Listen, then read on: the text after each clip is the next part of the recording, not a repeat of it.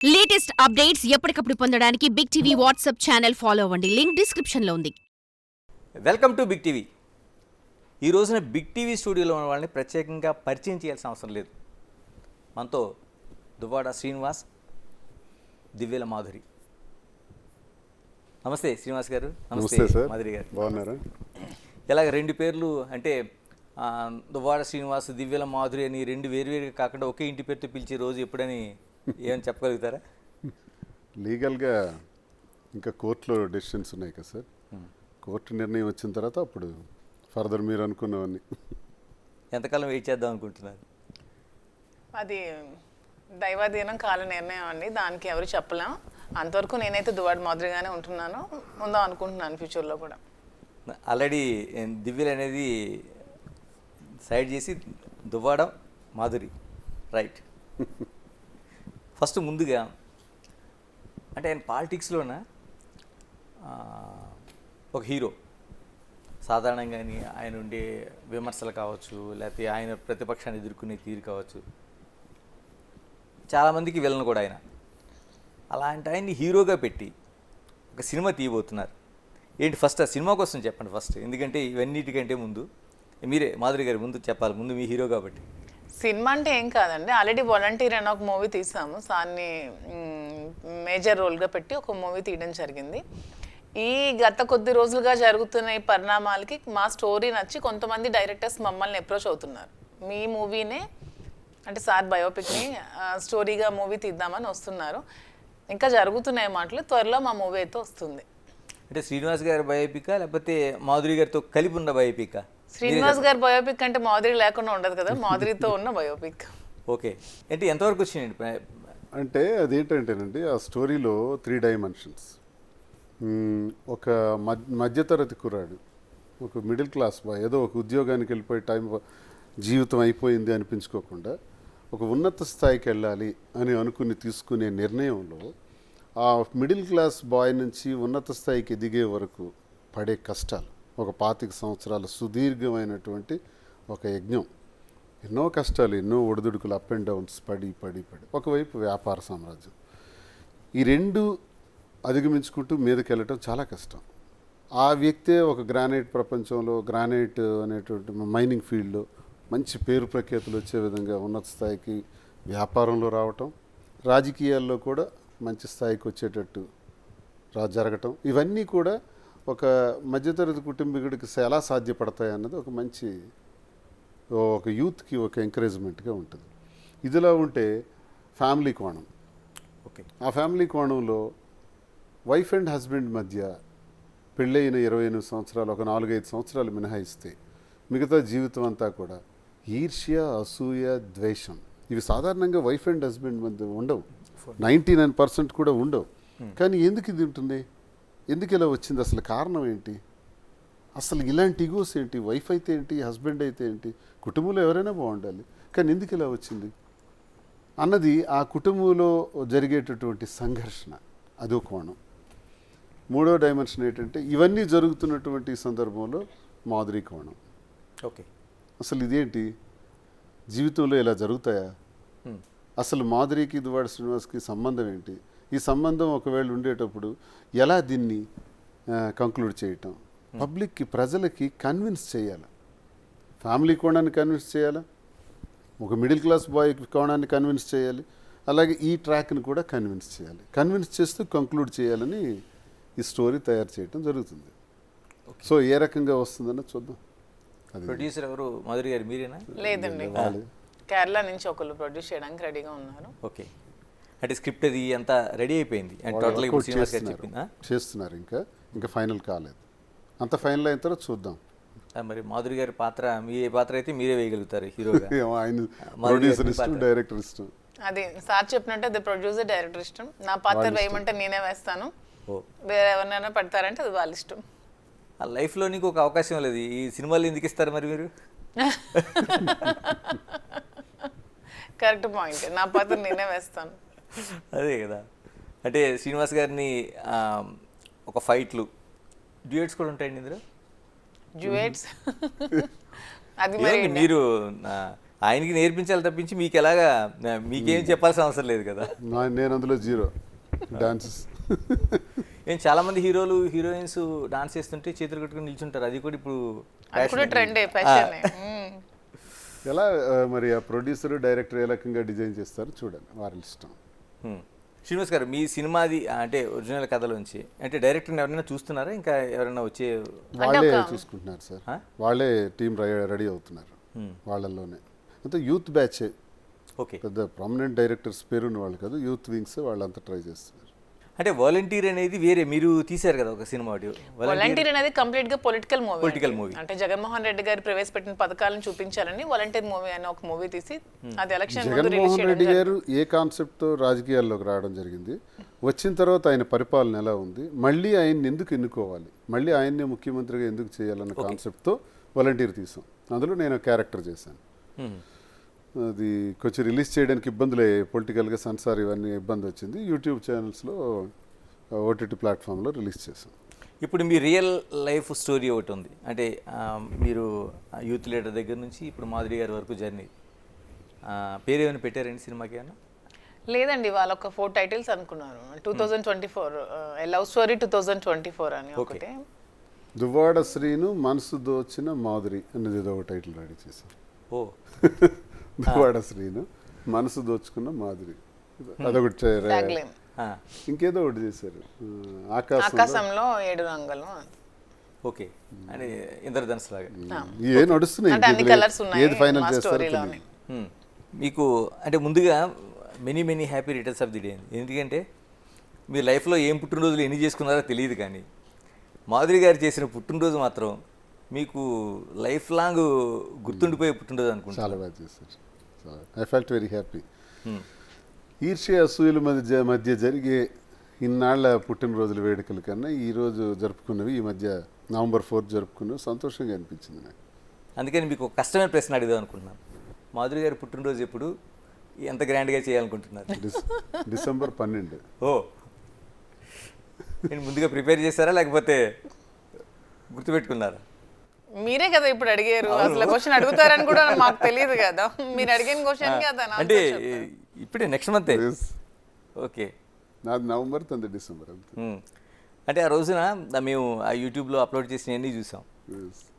చాలా grand gift మీకు.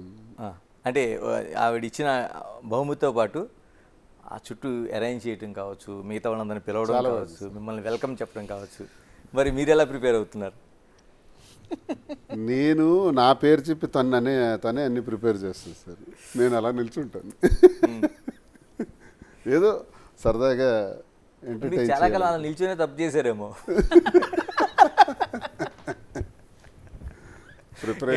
మీరే చెప్పాలి. అంటే మేబీ అయ్యుండొచ్చు, కానీ అతనికి సర్ప్రైజెస్ అని అలాంటివన్నీ అలవాట్లేదు ముందు నుంచి. నేను కూడా ఏం ఎక్స్పెక్ట్ చేయట్లేదు. సరదాగా ఉంటాం, చేసుకుందాం. మంచి జీవితం కదా, అనుకున్న జీవితం, కోరుకున్న జీవితం, బాగా చేద్దామని. శ్రీనివాస్ గారు, ఎన్నికల్లో బిగ్ టీవీ తరఫున ఫస్ట్ ఇంటర్వ్యూ మీకు బిగ్ టీవీ మిమ్మల్ని చేసింది. ఏదైతే మీకు వివాదం కేంద్ర బిందుగా ఉందో బిల్డింగ్, అక్కడ ఫస్ట్ నేను ఇంటర్వ్యూ చేశారు. ఆ ఎపిసోడ్లోన దువ్వాడ శ్రీనివాస్ అంటే ఒక రెబల్, ఒక అగ్రెసివ్ పర్సన్. దాన్ని మారుతూ ఈ రోజున హ్యాపీ లైఫ్గా ఉన్నది. అంటే అడ్డంకులు అనేవి లైఫ్లో ఎవరికైనా వస్తుంటాయి. ఒక హ్యాపీ మూమెంట్లో ఒక పుట్టినరోజు, నేను అనుకోవడం మీ జీవితంలో ఈ కార్యకర్తలందరూ రావడం, ఏదో నామకే వాస్తే ఒక కేక్ కట్ చేయడం, దండ వేయడం, అన్నీ ఓకే. ఒక ఫ్యామిలీ అట్మాస్ఫియర్లో జరిగిందాన్ని, ఆ లైఫ్ చేంజెస్ అనేవి చూస్తే ఏమనిపిస్తుంది మీకు? ప్రేమతో పుట్టినరోజులు ఎప్పుడు జరగల నాకు, మీరు అన్నట్టు అంతే.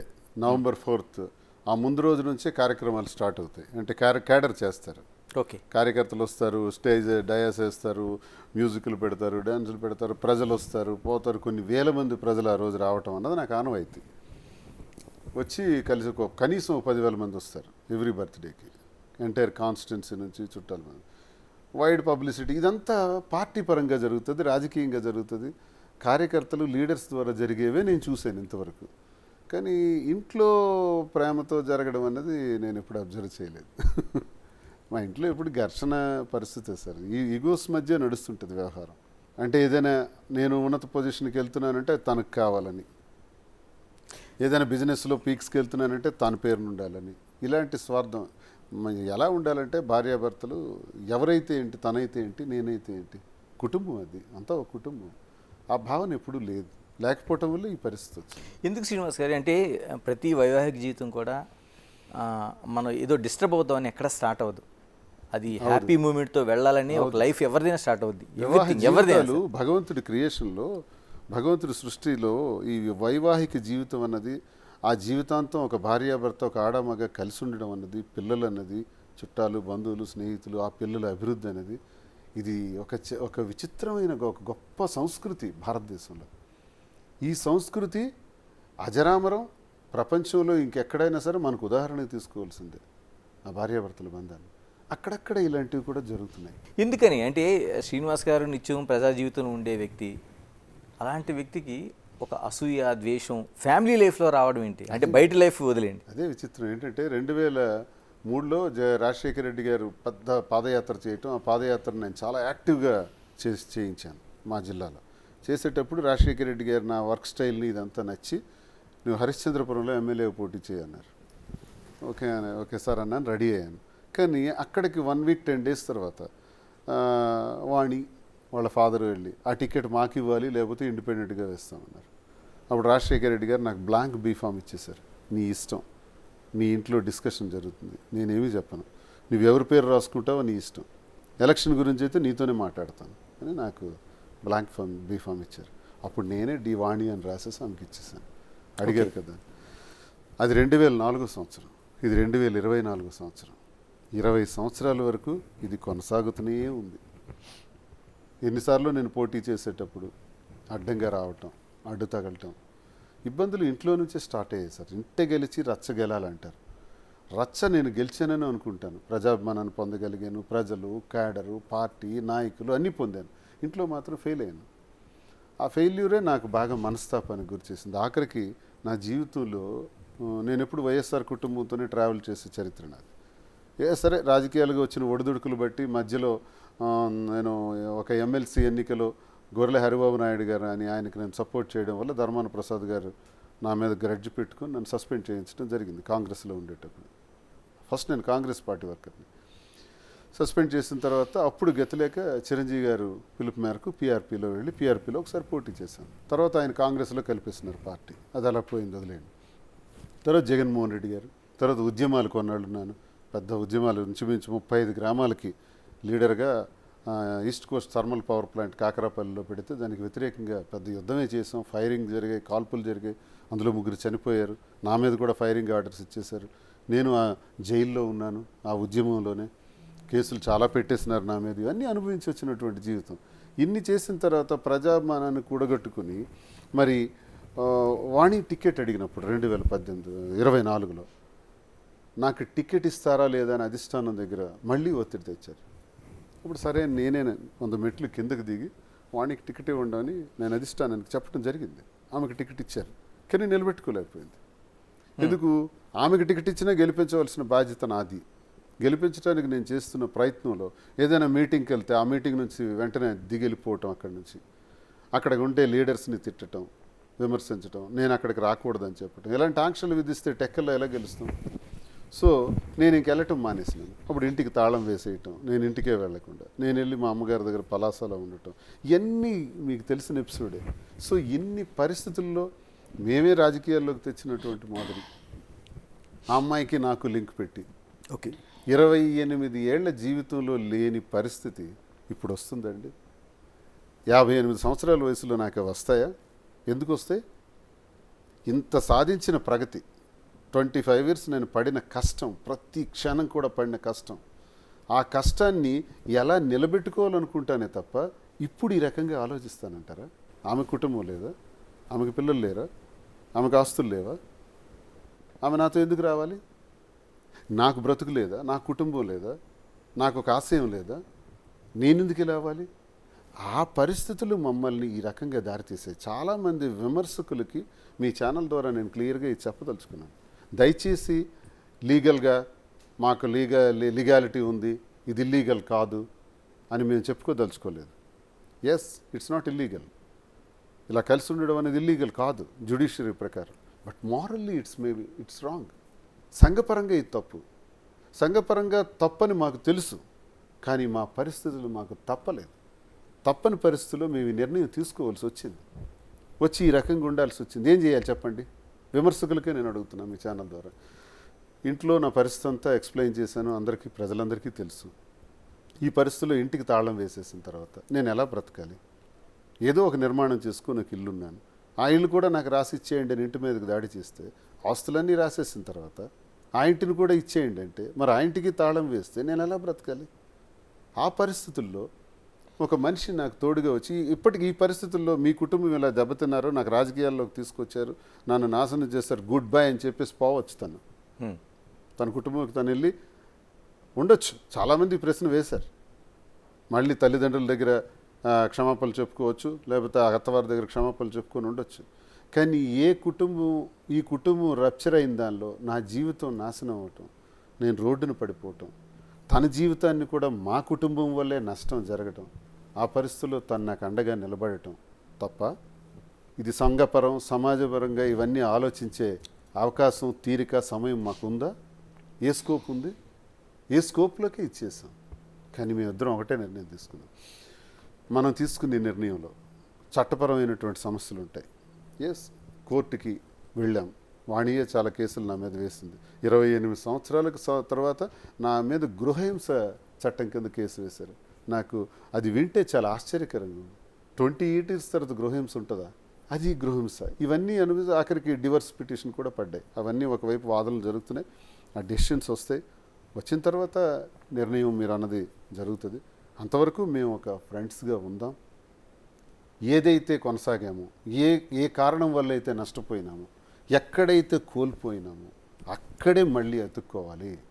పోయిన వస్తువు ఎక్కడ పోయిందో అక్కడే వెతకాలి. అక్కడే కదా కోల్పోయాం, గౌరవం టెక్కల్లో, అక్కడే వెతుక్కుంటా, అక్కడే కష్టపడతాం. ఇద్దరం ప్రజల్లోకి వెళ్తాం, ప్రజల్లో కష్టపడి పనిచేస్తాం, మళ్ళీ మేము అనుకున్న ఆశయాన్ని సాధిస్తాం. మా ఇద్దరికి ఒక ముఖ్యమైన బాధ్యత ఉంది. తనకు 3 పిల్లలు, నాకు 2 పిల్లలు, 5 పిల్లలు ఉన్నారు.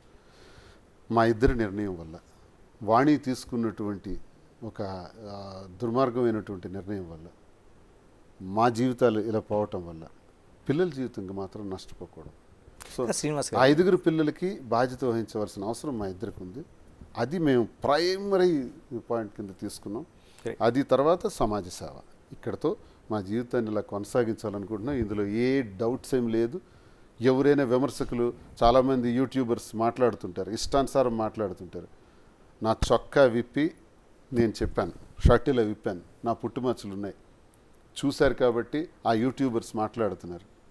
దమ్ముంటే మీ చొక్కా విప్పండి, మీ మచ్చలు చూపించండి, లేదు ఛాలెంజ్ చేయండి. ఆ యూట్యూబర్స్ ఎవరైతే కామెంట్లు చేస్తున్నారో, వాడు ఒకడు ఉంటాడు, ఎవరో పేరు మర్చిపోయాను, ఆ యూట్యూబర్స్, వాళ్ళ షర్ట్స్ కూడా నేను ఇప్పి చూపించగలను. లేదా వాళ్ళు ఏమైనా కావాలనుకుంటే వాళ్ళ చరిత్ర కూడా ఇప్పేయగలను. అది పెద్ద సమస్య కదా, నాకు అనవసరం. నా గురించి కెలుకుతున్నారు కాబట్టి నేను చెప్తున్నాను. నా గురించి నేను క్లారిటీగా ప్రజలందరి ముందు ఇప్పుడు మీ ద్వారా నేను చెప్తున్నాను. మీరు చెప్పగలరా? మీకు ఆ దమ్ముందా? విమర్శించే వాళ్ళకి మీకు మచ్చలు లేవా? నేను చేసింది తప్పే, మేము చేసింది సమాజపరంగా తప్పే, కానీ మాకు తప్పలేదు. మేము ఈ నిర్ణయం తీసుకున్నాం. కానీ దీనివల్ల ఎవరికి హాని జరగకూడదు, పిల్లలకి హాని జరగకూడదు, ప్రజలకి ఇబ్బంది రాకూడదు, ప్రజల్ని కన్విన్స్ చేసుకుపోవాలి, మళ్ళీ ప్రజా జీవితాన్ని ప్రారంభించాలని అనుకుంటున్నాం. ఇంకా శ్రీనివాస్ గారు, మొత్తం టోటల్గా దువ్వాడ శ్రీనివాసు ఒక బయోగ్రఫీని మనం తీసుకుంటే, దువ్వాడ వాణి అనేవాడు ఒక విలన్గా కనిపిస్తుంది. అంటే మీరు హీరో పాత్రలోకి వెళ్ళిపోయారు. అంటే అంటే మొత్తం తప్పంతా ఆవిడదేనా? అంటే మనిషిలో ఒక ఇప్పుడు కామ, క్రోధ, లోభ, మోహ, మద, మాత్సర్యాలు అని ఉంటాయి. రావణాసురుడికి ఉన్నటువంటి 10 తలకాయలు. అందులో ఈర్ష్య, అసూయ, ద్వేషం మనల్ని దహించేస్తుంది సార్. ఇక్కడ విలనా, హీరోవా, హీరోయినా అనుకోవటం కన్నా మీ మీద నాకు పాజిటివ్ యాటిట్యూడ్ ఉండాలి, అప్పుడు నేను సక్సెస్ అవుతాను. కానీ మీ మీద నాకు నెగిటివ్ యాటిట్యూడ్ పికప్ అయిన కొలది నేను దహించుకుపోతాను. ఇది దీనికి ఉదాహరణ. నా కథ అందుకు ఉదాహరణ. ఇక్కడ ఎవరు హీరో హీరోయిన్లు కాదు. అంటే మీది బలవంతో పెళ్ళి ఏం కాదు కదా? లేదు, దగ్గర సంబంధం సార్. కుటుంబంలో రిలేషనే. వాళ్ళ నాన్న వాళ్ళ అమ్మగారు అంటే రాఘవరావు గారి మదరు, మా అమ్మ వాళ్ళ అమ్మగారు సొంత అక్క చెల్లెళ్ళు. కుటుంబంలో ఉండే ముందు నుంచి ఉన్నాయిలేండి. ఈ కుటుంబంలో ఈ తగాదాలన్నీ ముందు నుంచి ఉన్నాయి. మా ఇద్దరి నుంచి స్టార్ట్ అయినవే కాదు, ముందు నుంచి ఉన్నవి ఇక్కడ రోల్ ప్లే చేసే వాణి మైండ్ మీద. వాణి ఇలా నాశనం అవటానికి కారణం, ప్రధాన కారకుడు తండ్రి రాఘవరావు. Is the main villain. మీ సినిమాలో ఉంటాడా? ఉండాలి మరి. ఇప్పుడు తండ్రి అనేవాడు తప్పు, నేను అల్లుడిని తప్పు చేశాను, నన్ను పిలిచి అడుగు, నన్ను నిలదీసి అడగండి. తండ్రి లాంటివాడివే కదా, నన్ను ప్రశ్నించు. ఎందుకు ప్రశ్నించలేదు, ఎందుకు నన్ను అడగలేదు? ఇంటి మీదకి 2 సంవత్సరాల తర్వాత దాడి చేయడానికి వచ్చారే, రాడ్లు పట్టుకొని తలుపులు కొట్టడానికి వచ్చారే, ఒక్కసారి అలా వచ్చే ముందు నన్ను ప్రశ్నించాలని మీకు అనిపించలేదా? మందలించాలని అనిపించలేదా? అడగాలని అనిపించలేదా? ఆడబిడ్డ తండ్రిగా, ఒక మామగా, ఒక అల్లుడికి తప్పు చేసుంటే 28 ఏళ్లలో చేయని తప్పు ఎందుకు అబ్బా చేసావని నన్ను అడగాలి కదా. కూతురు తప్పు చేస్తే కూతురుని ప్రశ్నించాలి కదా, మళ్ళీ కుటుంబాలను కలపాలి కదా. ఇక్కడ విలన్ ఎవరు మీకు అర్థం ఏంటది కదా. రైట్. మాధురి గారు మీ దగ్గరికి వస్తాం. ఆయన జీవితంలో అసూయ, ద్వేషాలు, ముందు నుంచి కుటుంబాల మధ్య ఉన్న వైరుధ్యాలు, ఇన్ని తన జీవితాన్ని అఛిద్రం చేయడానికి కావచ్చు, తన ఈ విధంగా బయటికి రావడానికి కావచ్చు కారణమయ్యాయి. మీ లైఫ్లో ఏమున్నాయండి అసలు? అంటే కుటుంబ పెద్దలు చేసిన పెళ్ళైనా చేసుకున్నారు, ఏముంది అసలు అంత మీకు ఆ పరిస్థితులు ఏమైనా ఉన్నాయా? నా లైఫ్లో కొన్ని డిస్టర్బెన్సెస్ మా హస్బెండ్తో ఉన్నాయి, కానీ వాణి చేసిన డిస్టర్బెన్సెస్ ఎక్కువ అయ్యాయి అంతే. నా లైఫ్లో కూడా విలన్ వాణినే. మీరు ఏమనుకోకపోతే ఒక ప్రశ్న, మేము ఒక ఛానల్కి ఇచ్చిన ఆడియోని విన్నాం. నా భార్య దేవత, ఆవిడ అమ్మతో సమానం నాకు అని. ఇంత సిచ్యువేషన్ జరుగుతున్న టైంలో మీ హస్బెండ్ అన్నాలో కాదో తెలియదు, కానీ ఆయన చెప్తున్న ఒక మాట వింటే తప్పు ఎవరిది అనే ఒక ప్రశ్న, పెద్ద ప్రశ్న మాకు వినిపించింది. ఏం చెప్తారు దానికి? అదే చెప్తున్నానండి, ఇది ఎంత వాణి చేసిన ఇది క్రియేషన్స్, వాణి చేసినవి ఇవన్నీ. దానివల్ల ఫ్యామిలీ పరంగా మేము ఇబ్బందులకు గురయ్యాం. ఏ రోజైతే పిల్లల కోసం ఆమె కామెంట్ చేసిందో, ఆ పిల్లలు శ్రీనివాస్ గారు పుట్టిన పిల్లలు అలా డిఎన్ఏ టెస్ట్ చేయండి అది ఇది అన్నప్పుడు, అతను దానికి ఆన్సర్గా నాకు మాధురి అంటే ఏంటో తెలుసు, మీరు అలా చెప్పాల్సిన అవసరం లేదు, మీరు బ్లేమ్ చేయకండి అని చెప్పి తను ఒక వాయిస్ ఇవ్వడం జరిగింది. పర్టికులర్లీ ఆయన రెస్పాండ్ అయ్యింది ఎక్కడంటే బిడ్డల మీద, తన పిల్లల మీద డిఎన్ఏ చేయాలని తినకి అనేటప్పుడు, వాళ్ళు నా పిల్లలు మాధురి గురించి నువ్వు ఇష్టానుసారం మాట్లాడటానికి వెళ్ళలేదు, మాధురి ఏంటో నాకు తెలుసు అని చెప్పారు. ఇక్కడ క్లారిఫికేషన్ అది. ఇక్కడ మాధురి గురించి ఆయన చెప్పే విధానం కన్నా పిల్లల గురించి ఆయన రెస్పాండ్ అయ్యాడు తండ్రిగా. మాధురి గారు, మీరు అంటే చాలా వరకు ఏ లైఫ్లో ఎప్పుడు ఏది తారసపడద్దో ఎవరికీ తెలియదు. ఆ జర్నీలోన మనం విమర్శించిన ప్రశ్న మనల్ని తిరిగి విమర్శిస్తున్నప్పుడు చాలా ప్రశ్నలకు ఆన్సర్ చెప్పుకోవడం కష్టం అవుతుంది.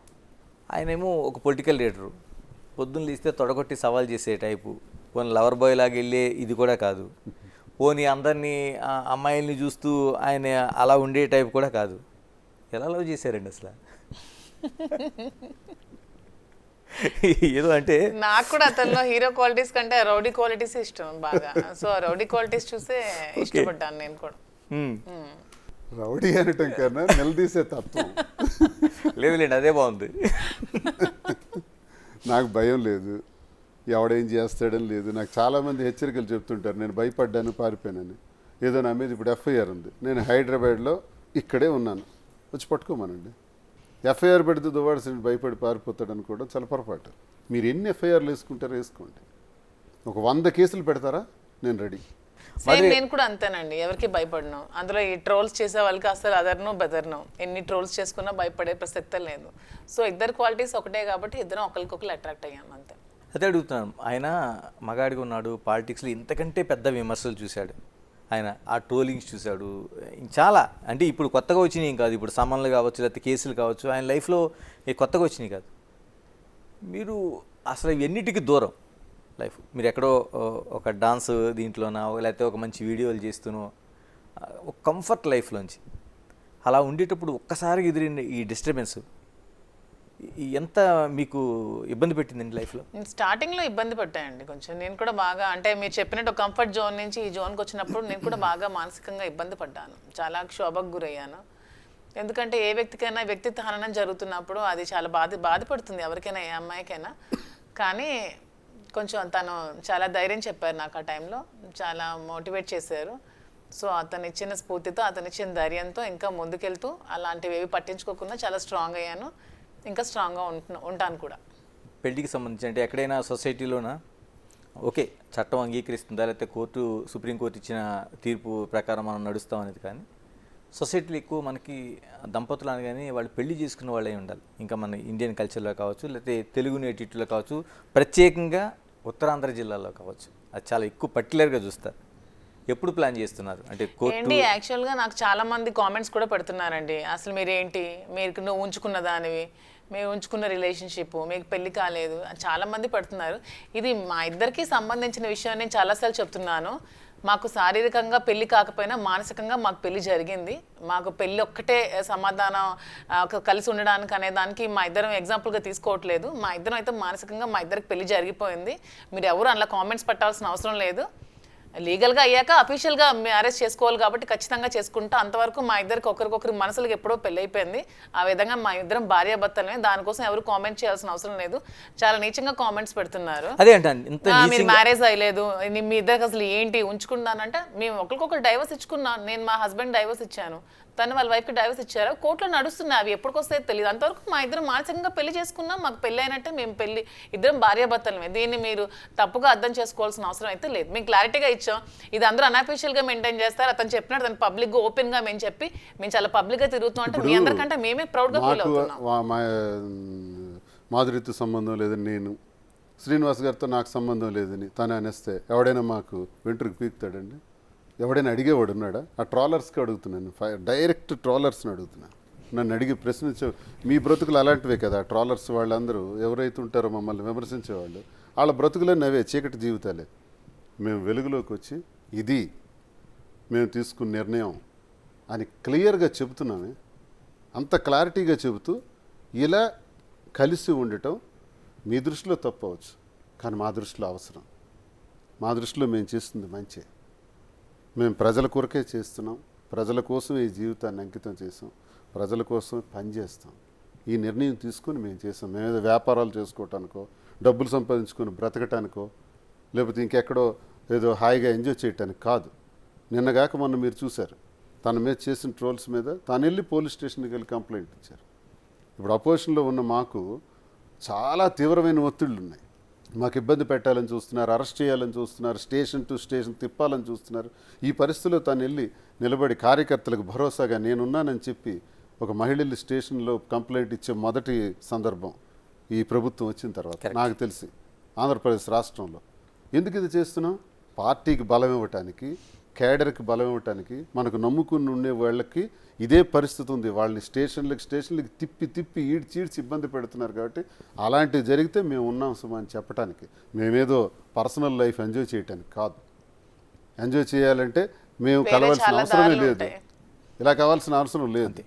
ఎంజాయ్ చేయాలంటే చాలా దారులు ఉంటాయి కదండి. ఇలా పబ్లిక్ గానే ఎంజాయ్ చేయాల్సిన అవసరం మాకు లేదు. సంబంధం లేదని చెప్పేసి అయిపోయింది కదా. సంబంధం లేదని చెప్పి మేము కలిసి కూడా తిరగలం. మేము వాస్తవంగా చెప్తున్నాం కదా, మేము కలిసి ఉంటున్నాం అవునని చెప్తున్నా కూడా మీరు ట్రోల్ చేయాలని చూస్తే అది మీ కర్మ. ఇంకా ట్రోలింగ్ అంటే నేను ఒకటి అడగదలుచుకున్నాను, ఏమనిపిస్తుందండి? ఎందుకంటే ఒక విమర్శకో లేకపోతే ట్రోలింగ్కో ఎక్కడో చోట ఒక లక్ష్మణ రేఖ ఉండాలి. అలాంటి బయటికి దాటి సారిటీసే దువ్వాడ దువ్విన ఇలాంటి కామెంట్స్ చూసేటప్పుడు ఏమనిపిస్తుందండి అసలు మీకు? చెప్తున్నాను కదా, ఒకప్పుడు స్టార్టింగ్లో అయితే నేను చాలా బాధపడ్డానండి. తర్వాత చెప్తున్నాను కదా, అతను నాకు ఇచ్చిన ఒకటి అనిపిస్తుంది, మీకు మమ్మల్ని ఎదుర్కొనే దమ్ము ధైర్యం లేక మీరు మా వెనకాల నీచంగా ట్రోల్ చేస్తున్నారు, అంతే మీ బతుకు. అంతకు మించి మీరు ఎదిగేది లేదు, మా ముందుకొచ్చి మీరు ఫేస్ చేసేది లేదు. మీకు దమ్ము ధైర్యం ఉంటే నా ముందుకొచ్చి మాట్లాడండి రా. ఒక్కొక్కటి చెప్తున్నాను ట్రోల్ చేసేవాడికి, నిజంగా మీకు అన్ని గట్స్ ఉంటే నా ముందుకొచ్చి మీరు కామెంట్ చేయండి, నా ముందుకొచ్చి మాట్లాడి. నా అడ్రస్ తెలుసు కదా, అక్కడే ఉంటాను కదా, రండి. ఎవ్వడికి భయపడేంత పిరికిదేం కాదు ఈ మాదిరి. మీరు ట్రోల్ చేస్తే పారిపోయేంత పిరికిదాన్ని కాదు. అలాంటి పిరికిదాన్ని అయితే నేను ఎప్పుడో హ్యాపీగా ఎక్కడికో వెళ్ళి దాక్కొని సెటిల్ అయ్యి హ్యాపీగా నేను ఉండొచ్చు. అలాంటి వాటికి బెదిరేది ఏమీ లేదు, అసలు భయపడే ప్రసక్తే లేదు. మీరు ఎన్ని ట్రోల్స్ చేసుకుంటారో, ఎంత పెట్టుకుంటారో పెట్టుకోండి. పైనుంచి దేవుడు అనేవాడు ఒకడు ఉంటాడు, he will give the correct judgement to everyone. Srinivas garu, political లైఫ్లో మిమ్మల్ని పార్టీ దాంట్లో చూసింది. ఒక్కసారిగా అంటే వ్యక్తిగత జీవితం అనేది ఎప్పుడు ఎక్కడ టర్న్ అవుద్దో ఎవరికి తెలియదు, ఎటువంటి వస్తాయో తెలియదు. ఇలాంటి సిచ్యువేషన్ వచ్చినప్పుడు పార్టీ ఎలా ఉందండి మీ పట్ల? అంటే నేను ఒకటి చెప్పాలి సార్, నాకు రాజకీయంగా అడుగులు నేర్పింది డాక్టర్ వైఎస్ రాజశేఖర రెడ్డి గారు. జిల్లాలో దువ్వాడ శ్రీనివాస్ అనే పేరు పరిచయం చేసింది కూడా డాక్టర్ వైఎస్ రాజశేఖర రెడ్డి గారు. విద్యార్థి రాజకీయాల నుంచి ఆయన దగ్గర నేను వెళ్తుండేవాడిని, కలుస్తుండేవాడిని. పులివెందులు ఉంటే పులివెందుల, హైదరాబాద్ అంటే హైదరాబాద్ వెళ్తుండేవాడిని. ఆ తర్వాత జరిగిన పరిణామాల్లో జగనన్న అనేటటువంటి వ్యక్తి రాజశేఖర రెడ్డి గారి కుమారుడిగా రాజకీయాల్లోకి వచ్చిన తర్వాత మాకు పెద్ద భరోసా దొరికింది, ఒక నమ్మకం దొరికింది. జగన్ గారిని నేను ఎలా ఊహిస్తానంటే నాకు ఒక దైవ సమానుడు, మనసుని అర్థం చేసుకుని నా కోసం ఎన్నో సందర్భాల్లో ఆయన నిలబడిన వ్యక్తి. ఈ జన్మలో ఆయన రుణం నేను తీర్చుకోలేనమ్మా, అంతగా నిలబడి నాకు సహకరించిన వ్యక్తి. జగన్మోహన్ రెడ్డి గారికి గురించి చాలామందికి తెలియదు. ఒక్కసారి ఆయన్ని కలిసిన, ఒక్కసారి ఆయనతో చేయి కలిపిన, కళ్ళల్లో కళ్ళు పెట్టి ఆయన చూసిన, జీవితంలో మళ్ళీ ఆయన వదలరు. అంటే ఈ క్రైసిస్లో కూడా మీకు అండగా ఉన్నారండి? ఉన్నారు కదా. నన్ను సస్పెండ్ చేయాలి అసలు. చాలామంది అంటున్నారు దువ్వాడ శ్రీనివాస్ లాంటి వాడికి జగన్మోహన్ రెడ్డి సపోర్ట్ చేస్తాడు, జగన్మోహన్ రెడ్డి ఇలాంటి వాళ్ళకే ఉంచుతాడు. నా లైఫ్ అంతా చెప్పాను, సంఘపరంగా తప్పు కాబట్టి నాకు జగన్మోహన్ రెడ్డి గారు సస్పెండ్ చేయాలి అసలు. అలా సస్పెండ్ చేసుకుంటూ పోతే ఈ విమర్శలు చేసిన వాళ్ళకి ఏం చేయాలి? ఒక్కొక్కడికి 200 సంవత్సరాలు జైలు శిక్ష చేయాలి. అన్ని నేరాలు చేసిన వాళ్ళు కూడా ఉన్నారు విమర్శలు చేసేవాళ్ళు. సో ప్రతి తప్పుకి ఒక క్షమాపణ ఉంటుంది, ప్రతి సమస్యకి ఒక పరిష్కారం ఉంటుంది. జగన్మోహన్ రెడ్డి గారు ఒక జీసస్ క్రీస్ట్, ఒక లార్డ్ వెంకటేశ్వర అని నేను నమ్ముతాను. అంత గొప్ప వ్యక్తి, మా మనసుల్ని అర్థం చేసుకునే వ్యక్తి. పర్సనల్ విషయాల్ని రాజకీయాలకు లెక్కగట్టి అందరూ అన్నట్టు సస్పెండ్ చేయాలి అనుకుంటే తప్పులు చేయని వాళ్ళు ఎవరు? కాబట్టి ఈ టైంలో నేనేమనుకుంటున్నానంటే విమర్శకుల కన్నా నిజంగా నా కోసం ఈ టైంలో కూడా నిలబడి నాకు ఏ ఇబ్బంది లేకుండా చూసినటువంటి వ్యక్తి జగన్మోహన్ రెడ్డి. కాబట్టి శాశ్వతంగా ఆయనకు రుణపడి ఉన్నాను. నా జీవితంలో నాకు ఉండేవి 2 లక్ష్యాలు: 1 ప్రజాసేవ, 2 జగనన్నకి అండదండలుగా ఉండటం. శ్రీనివాస్ గారు, అంటే నేను మిమ్మల్ని ఇంటర్వ్యూ చేసిన టైంలో ఎన్నికల ముందు పవన్ కళ్యాణ్ వ్యక్తిగత జీవితం కోసం, అసలు ఆ పెళ్ళిళ్ళ కోసం మీరు మాట్లాడిన తీరు, అంటే దాన్ని నేను ప్రస్తావించట్లేదు, కానీ ఏ మనిషి లైఫ్లో అయినా ఎప్పుడు ఏం జరుగుతుందో తెలియదని. ఇప్పుడు మీ లైఫ్లో జరిగింది ఇది అనుకోని ఒక ఘటన. ఏమనిపిస్తుంది దాంతో అప్పటితో పోల్చుకుంటే? మీకు ఆ రోజున చేసిన విమర్శలు, ఈ రోజు నిజ జీవితం. ఈ ఘటనకి కొన్ని నెలలు, సంవత్సరం ముందు నేను ఆ విమర్శ చేశాను. నిజమే. చేసిన దానిలో నేనేమని విమర్శ చేశానంటే, మా వైజాగ్ అమ్మాయి నందిని అనే ఒక అమ్మాయిని ఆయన పెళ్లి చేసుకున్నారు, చక్రధర్ గారు అమ్మాయి. ఆమెకు విడాకులు ఇచ్చిన తర్వాత రేణుదేశాయికి చేసుకున్నారు. ఓకే, అది కరెక్టే, అది నేను తప్పు పట్టట్లా. రేణుదేశాయి గారికి చేసుకున్న తర్వాత మూడో వ్యక్తికి గర్భం దాల్చారు, మూడో వ్యక్తి అని నేను అనలా, రేణుదేశాయి గారు అన్నారు. రేణుదేశాయి గారు చాలాసార్లు ఈ విషయం బాధపడేటప్పుడు రేణుదేశాయి గారు పవన్ కళ్యాణ్ భార్యను కూడా చూడకుండా ట్రోల్ చేశారు. ఎవరు? ఈ జనసేన పిచ్చోళ్లే విపరీతంగా ఆవిడని కూడా ట్రోల్ చేసి పడేసినారు. ఆవిడ నన్ను క్షమించండి, నేను ఈ మాట నేను అడిగినందుకు క్షమించండి అని చాలాసార్లు ఆవిడ ప్రాధాయపడి రిక్వెస్ట్ చేశారు కూడా. అంతగా ట్రోల్ చేశారు. వాళ్ళకి ఇది ఉండదు, కామన్ సెన్స్ ఉండదు. సో అది నేను ప్రశ్నించాను, మరి అది నేరం కాదా? ఎప్పుడైతే మూడో స్త్రీతో గర్భం దాల్చారో ఆ తర్వాత కొద్ది రోజుల తర్వాత ఇది జరిగింది. ఏది? ఈ రెండో భార్యతో విడాకులు అనేది జరిగింది. ఆ తర్వాత ఇప్పుడు మూడో భార్యకి పెళ్లి చేసుకున్నారు అన్నది ఇప్పుడు చేసుకోవచ్చు, నేను కాదనట్లే. ఈ విషయాన్ని నేను అడిగాను. అయితే మరి మీరు ఇన్ని అన్నారు కదా, మీ జీవితంలో ఎలా జరిగింది కదా అంటే, నా జీవితంలో జరిగింది ప్రతి ఒక్కటి చెప్పాను ప్రజలకి. పవన్ కళ్యాణ్ చెప్పగలిగాడు? చేసుకుంటూ పోయాడు ఆయన. ఒకటోది. నెంబర్ 2, నెంబర్ 3 చేసుకుంటూ పోతే వాళ్ళ ఆరోపణల వల్ల మనకు తెలిసింది, వాళ్ళు ఒకరికొకళ్ళు మాట్లాడుకోవటం వల్ల తెలిసింది. నాది అలా కాదే, నా పైన ఎవరు ఆరోపణ చేయలేదే, నేనే చెప్పా. నా మొదటి జీవితం ఇది, నా రెండో జీవితం ఇది, నేను ఇలా చేస్తున్నాను అని ఎప్పుడు చెప్పాను? గొడవ జరుగుతున్న మొదటి రోజే చెప్పాను. ఎక్కడ అబద్ధం ఆడలేదే. ఆయనకి నాకు డిఫరెన్స్ ఉంది కదా, నేను వాస్తవాలు చెప్పాను కదా, ఆయన చెప్పలేకపోయారు కదా. కాబట్టి ఆ విమర్శ తప్ప ఒప్ప అనడం కన్నా, పవన్ కళ్యాణ్ చేసుకోవటంలో కూడా 3 పెళ్ళిళ్ళు చేసుకోవడం తప్ప ఒప్ప అంటే ఆయన అవసరం, ఆయనకున్న పరిస్థితులు, ఆయనకున్న ఎటువంటి ప్రభావాలు, పరిస్థితులు అటువంటి పరిస్థితికి దారితీసాయో ఆయనకు తెలుస్తుంది, నాకు తెలియదు కదా. ఇప్పుడు నేను చెప్తున్నా, నా పరిస్థితులు బట్టి నేను ఈ నిర్ణయం తీసుకోవాల్సింది వచ్చింది, ఆయన పరిస్థితులు బట్టి ఆయన నిర్ణయం తీసుకున్నారు. కానీ ఈ విషయంలో వ్యక్తిగతానికి సంబంధించిన విషయం, అది పవన్ కళ్యాణ్ గారిది కానీ మాది కానీ. సో ఆ పరిస్థితులు, ప్రభావాలే ఇటువంటి స్థితులకు దారితీస్తుంటాయి అన్నది అఫ్కోర్స్ నాకు కూడా అర్థమైంది. దీన్ని ఎక్కువగా మాట్లాడకపోవడం కూడా మంచిదే, వ్యక్తిగత విషయాలు. మాధురి గారు, చాలా వరకు మానవ సంబంధాలన్నీ ఆర్థిక సంబంధాలనేది ఒక ప్రధానమైన సూత్రం. అంటే భార్య, భర్త, పిల్లలు, తండ్రి, తల్లి అన్నీ కూడా ఎక్కడో చోట ఒక పిన్ పాయింట్ దగ్గర ఆర్థిక సంబంధాల దగ్గర ఆగిపోతాయి. ఇప్పుడు నిజంగా మీ ఇద్దరి మధ్య ఉండే సంబంధం కూడా ఆ రోజు వాణి గారు పెట్టిన గొడవ ఇవన్నీ కూడా ఒక ఆర్థిక సంబంధం దగ్గర ముడిపడి ఆగిపోయింది. అంటే ఏంటి అసలు నిజంగా ఆర్థిక లావాదేవీ అంటే ఎక్కడ ముడిపడి ఉండిపోయింది? అంటే మీ పేరుతో ఆ రోజున రాశారని, లేకపోతే మీరు కొంత అప్పు ఇచ్చారని? అవునండి, ఆ హౌస్ అనేది మా ఇద్దరం కలిసి ఉండడానికి మేము కలిసి నిర్మించుకున్న హౌస్ అది. మీ ఇద్దరు కలిపి? మా ఇద్దరం కలిపి నిర్మించుకున్నాం. సో నేను నా దగ్గర ఉన్న డబ్బులు నేను పెట్టాను, అతని దగ్గర ఉన్న డబ్బులు అతను పెట్టారు, ఇద్దరం కలిసి నిర్మించుకున్న హౌస్ అది. సో అది కూడా వచ్చి ఆక్యుపై చేసి తీసుకెళ్ళిపోతాము, అది కూడా వచ్చి తీసుకొని మమ్మల్ని రోడ్డు మీద పెట్టేస్తామంటే ఎవరు చూస్తూ ఊరుకోరు కదా. సో మీరు అన్నట్టు ప్రపంచం అంతా సంబంధాలను ఆర్థిక సంబంధం అవ్వచ్చు, కానీ మాధురి దువ్వాడ శ్రీనివాస్ది ఆర్థిక సంబంధం కాదు, అది మానసికమైన సంబంధం మాత్రమే. 100% ఆర్థిక సంబంధం మా ఇద్దరిది కాదు. వాణి గారు చెప్పినంత స్ట్రైట్గా మీరు ఎందుకు చెప్పలేకపోయారండి? మా ఇద్దరం కలిపి ఉండటం కోసం ఒక ఇల్లుని కట్టుకుంటున్నాం, మేము ఉండాలనుకుంటున్నాం అని అమ్మాయి ఎంత స్ట్రైట్గా చెప్పదలుచుకున్నప్పుడు ఎందుకు దువ్వాడ శ్రీనివాసు ఎందుకు చెప్పలేకపోయారు? అంటే తన ఇంటి దగ్గరికి రావటమే మొదటి రోజే పిల్లల్ని కలవటానికి, తండ్రిని కలవటానికి పిల్లలు వచ్చారు అని చెప్పింది. పిల్లలు కలవటానికి అలా రావటం ఏంటి? మీడియా ఎందుకు పిల్లలు కలవటానికి? కారాలు, నిచ్చెన్లు, రాడ్స్ ఇవన్నీ ఎందుకు? ఒక ప్లాంట్గా వచ్చింది. రెండో రోజు అలాగే వచ్చి డోర్లన్నీ విరగ్గొట్టి లోపల ఎంటర్ అవడానికి వచ్చారు. మూడో రోజు, నాలుగో రోజు టెక్కల్లో నువ్వు ఉండకూడదు, ఇంకెక్కడికైనా పోవాలి, ఎమ్మెల్సీగా ఉండకూడదు, రాజీనామా చేయాలి, లేనిపోని మాటలంటూ ఆడిన అర్థం పర్థం లేని మాట్లాడారు. లాస్ట్గా ఆమె ఏం చెప్పారంటే, ఇంటిలోకి నేను ఎలాగైనా వస్తాను అని చెప్పారు. అప్పుడు ఇంటి సందర్భం వచ్చింది. ఈ ఇల్లు నాకు కావాలి అన్నది. ఇల్లు నీకు కావాలి అనుకునేటప్పుడు ఇల్లు నాది కాదు ఇది అంటే. నేను ఇంకోటి చెప్పాను, ఎప్పటికైనా నా తరం తర్వాత నేను అయిపోయిన తర్వాత పిల్లలకి వస్తుంది, ఎక్కడికి వెళ్ళిపోతుంది. కానీ మీరు అది అంతవరకు ఆగలేదే, ఆగకుండా ఇల్లు కూడా నాకు ఇచ్చేయాలి అనేటప్పుడు ఆ ఇల్లు కట్టడంలో తన భాగస్వామ్యం కూడా ఉంది కాబట్టి నేను ఆ ఇల్లు ఎలా ఇవ్వాలి? అప్పు తీర్చేనే ఇవ్వాలి, ఆ అమ్మాయికి డబ్బులు మళ్ళీ నేను అందించి రిజిస్ట్రేషన్ చేయాలి. అలాంటి పరిస్థితుల్లో నేను రిజిస్ట్రేషన్ చేయలేను కాబట్టి ఉన్న ఆస్తులన్నీ చేసేస్తాను, ఇది ఒక్కటి మాత్రం నేను ఇవ్వలేను అని నేను చెప్పాను. వినలేదు, దానికోసమే గొడవ పెట్టారు. గొడవ పెట్టేటప్పుడు మరి ఇంకెందుకు, అప్పుడు డబ్బులు ఇచ్చే పరిస్థితి అదే లేదు కాబట్టి వెంటనే ట్రాన్స్ఫర్ చేసేసాను, మాధురి పేరున ట్రాన్స్ఫర్ చేశాను. ఇది జరిగిన కథ.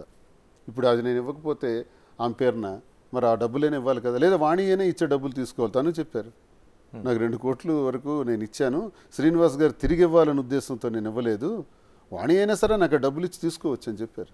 మరి ఎందుకు ఆ పని చేయలేదు ఆమె? మరి ఆ అప్పు ఎలా తీరుస్తాం ఆమెది? కాబట్టి ఇల్లు రాశాను. ఇలాగ జనాల నుంచి, పబ్లిక్ నుంచి, అంటే ఆ రోజున మొదట జరిగిన ఘటన దగ్గర నుంచి ఇప్పటివరకు చూసుకుంటే పబ్లిక్ యాక్సెప్టెన్సీ మీకు ఎలా ఉంది? అంటే ఆ రోజు నిజంగానే చాలా వరకు ఒక ఆశ్చర్యకరమైన విషయంగా చూశారు. అంటే శ్రీనివాస్ గారు ఏంటి, మాధురి గారు అనే ఒక ఆవిడతో సంబంధం ఏంటి అనేది ఒక పెద్ద చర్చ అన్నది. రాను ఏమనిపిస్తుంది మీకు? అంటే పెద్ద చర్చ నుంచి రాను జనాలు నిజాలు తెలుసుకోవడం స్టార్ట్ చేశారు. సో వాళ్ళు కూడా యాక్సెప్టెన్సీ ఉంది, మమ్మల్ని ఎక్కడికైనా చాలా ప్రేమతో ఆదరిస్తున్నారు. అసలు వాళ్ళ ఇంటి ఆడపిల్ల నన్ను చూసుకుంటున్నారు. నాకు కొన్ని దగ్గర నాకు కళ్ళు చెమర్చే సిచ్యువేషన్స్ కూడా నాకు ఎదురయ్యాయి. ఒకరోజు ఒక బ్యూటీ పార్లర్కి వెళ్తే ఫారెన్ నుంచి ఒక ఆవిడ వచ్చారు. అంటే ఆవిడ వైజాగ్ ఆవిడ, అక్కడ అడ్వకేట్ తను. నా కోసం ఒక 2 hours వెయిట్ చేసింది నన్ను కలవడానికి. వెయిట్ చేసి వాళ్ళ ఇంటికి తీసుకెళ్ళి నన్ను ఒక ఆడపిల్లలా ట్రీట్ చేసి పంపించి చీర బొట్టు అన్నీ పెట్టి పంపించడం జరిగింది. ప్రతి ఒక్కరు కూడా వాళ్ళ ఇంటి ఆడపిల్లలా నన్ను ఆదరిస్తున్నారు. అవన్నీ చూస్తే నాకు చాలా హ్యాపీగా అనిపిస్తుంది. వాటితో పోల్చుకుంటే ఈ ట్రోల్స్ అనేవి నాకు 0 అనిపిస్తుంది. వాళ్ళ ప్రేమ ముందు ఇలాంటివన్నీ నా బ్యాక్ సైడ్ ట్రోల్ చేసే వాళ్ళకి అవన్నీ ఒక 0 అనిపిస్తుంది నాకు. వీళ్ళ ప్రేమను చూస్తుంటే పబ్లిక్ యాక్సెప్టెన్స్ చాలా బాగుందండి. మా ఇద్దరిని చూస్తే వాళ్ళ కళలో ఒక యాంగ్జైటీ, ఎక్సైట్మెంట్, హ్యాపీనెస్ కనిపిస్తున్నాయి. ఎక్కడికి వెళ్ళా మమ్మల్ని కలవడానికి ఎక్కడెక్కడి నుంచి మా ఇంటికి వస్తున్నారు. మొన్న ఇక్కడ వైజాగ్ అరకు దగ్గర నుంచి వాళ్ళు ట్రైబల్స్, అసలు వాళ్ళకి ఏం తెలిసిందో కూడా తెలియదు, మమ్మల్ని కలవడానికి పాపం రూమ్ ఛార్జెస్ కూడా లేక బస్సులో అలా తిరిగి నైట్ అంతా బస్సులోనే ఇచ్చాపురం వరకు ట్రావెల్ చేసి మళ్ళీ బ్యాక్ వచ్చి మార్నింగ్ మా ఇంటి దగ్గర దిగి మమ్మల్ని కలిసి వెళ్ళడం జరిగింది. అవన్నీ చూస్తే మాకు చాలా హ్యాపీగా ఎంతగా ఉంటే మేము హైవేలో వెళ్తుంటే కార్ నెంబర్ చూసి వెనక నుంచి కార్ నెంబర్ చూసి ఓవర్టేక్ చేసి వచ్చి పరిగెడుతున్నారు, మమ్మల్ని కార్ ఆపమంటున్నారు, ఫోటో తీసుకుంటా అంటున్నారు. కార్ నెంబర్ వాళ్ళకి ఎలా తెలుసు అంటే ఎంతగా ఇది వెళ్ళిందో చూడండి గ్రౌండ్ లెవెల్కి. నేను ఇద్దరిని ఒకటే అడగదలుచుకున్నాను, ఎందుకంటే అంత సొసైటీలో అంత యాక్సెప్టెన్స్ ఎందుకు వచ్చింది? ఎందుకంటే మా వైపు నిజం ఉంది, నిజాయితీ ఉంది. సో అందుకనే వాళ్ళు అంటే accept మీ చేస్తారు. ఇద్దరి వైపు నుంచి నిజం ఉందా? అనేది ఎప్పటికైనా గెలుస్తుంది అనే దానికి మేమే ఎగ్జాంపుల్. నిజం గెలిచింది కాబట్టి వాళ్ళందరూ మమ్మల్ని యాక్సెప్ట్ చేశారు, మమ్మల్ని అలా ప్రేమగా చూసుకుంటున్నారు. మాలో నిజాయితీ లేకపోతే అలా చేసి ఉండేవాళ్ళు కాదు. సో మాలో నిజాయితీ ఉంది కాబట్టి ప్రజలు కూడా మమ్మల్ని యాక్సెప్ట్ చేశారు, అంతే విధంగా ఆదరిస్తున్నారు. సో వాళ్ళందరికీ మేము టెక్కలి కూడా నియోజకవర్గం ప్రజలకు ఎప్పుడో ఎప్పుడో తెలుసు తెలుసు.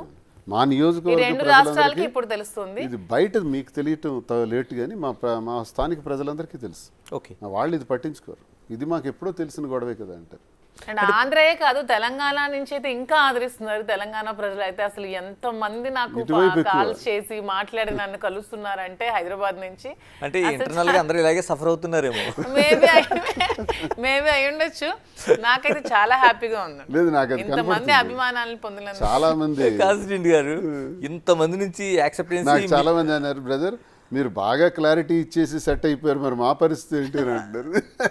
అంటే అలా కాదు బ్రదర్, నా కష్టాలు నావి, మీరు అలా అనుకుంటే ఎలా అని నేను చాలామందితో సరదాగా మాట్లాడుకుంటుంటాను అనమాట. సార్ ఇది అందరి ఇళ్లలో ఉన్నవే సార్. చాలామంది భార్యాభర్తల మధ్య అవగాహన లేక ఇబ్బంది పడుతున్నటువంటి మగవాళ్ళు ఉన్నారు, భర్తలు వాళ్ళు ఇబ్బందులు పడుతున్న భార్యలు కూడా ఉన్నారు. ఇది అందరికీ సంబంధించినటువంటి విషయం. మేమేమి స్వర్గం నుంచి రాలేదు కదా, సమాజం నుంచే వచ్చాం కదా. సమాజంలో అందరూ అనుభవిస్తున్న సమస్యలే మావి మేము బయటికి చెప్పాం, అందరూ చెప్పట్లేకపోతున్నారు, అంతే తేడా. ఏం చెప్తారు మీరు ఇప్పుడు? నిజంగానే మీ ఇద్దరిది చాలా మంది చెప్పుకోలేకపోతున్నారు, కొందరు ఇలాగ ధైర్యంగా వచ్చి బయట వాళ్ళు ఉంటారు. ఏం చెప్పదలుచుకుంటారు మీ ప్రాక్టికల్ ఎక్స్పీరియన్స్ నుంచి?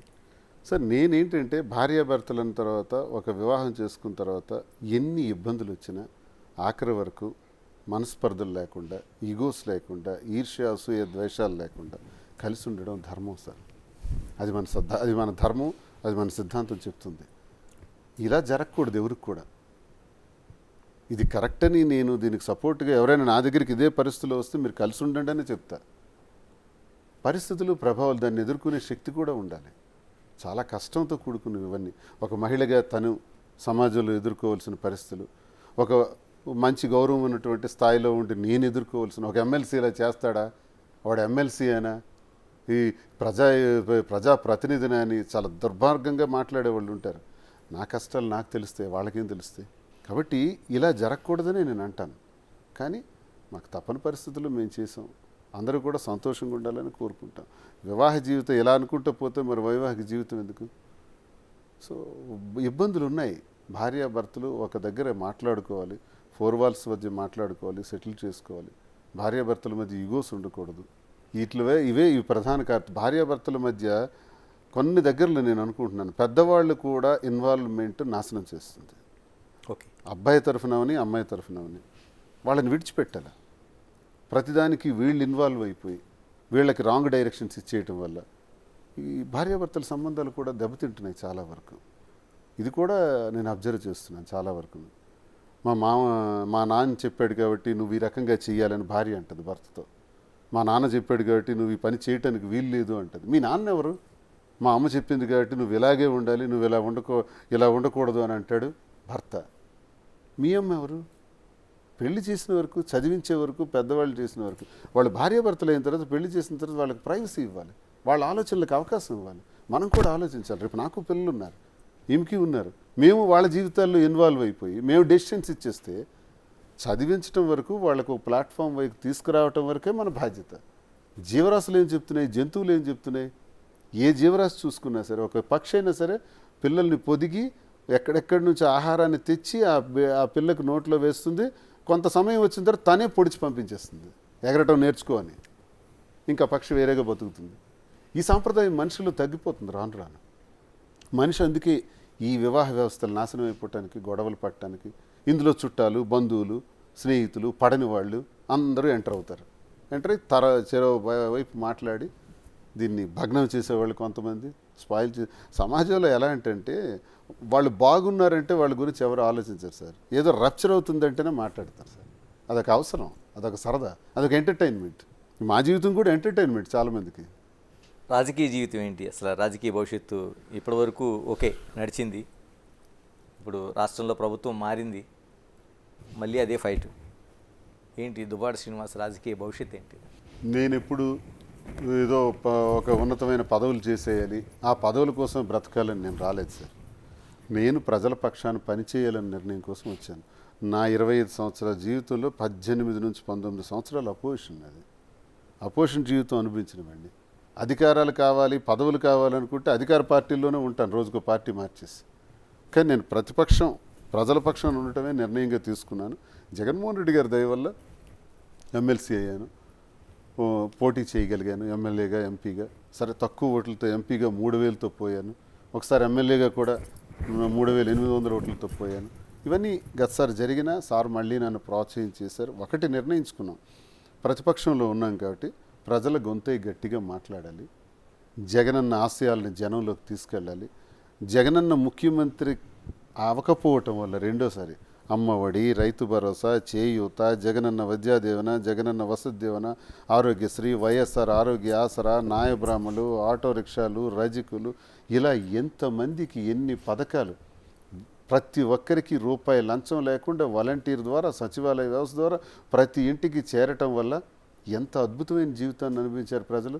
వ్యవసాయం ప్రధానమైనటువంటి పీట వేశారు. విత్తనం నుంచి విక్రయం వరకు అద్భుతంగా జగనన్న ప్రతి ఎకరాకు కూడా ఇన్సూరెన్స్ చేసి పంట నష్టం వస్తే వెంటనే పంట నష్టాన్ని ఇచ్చి వెంటనే తర్వాత గిట్టుబాటు ధరలు కూడా ఇచ్చి బ్రహ్మాండంగా రైతాంగానికి ప్రోత్సహించాడు.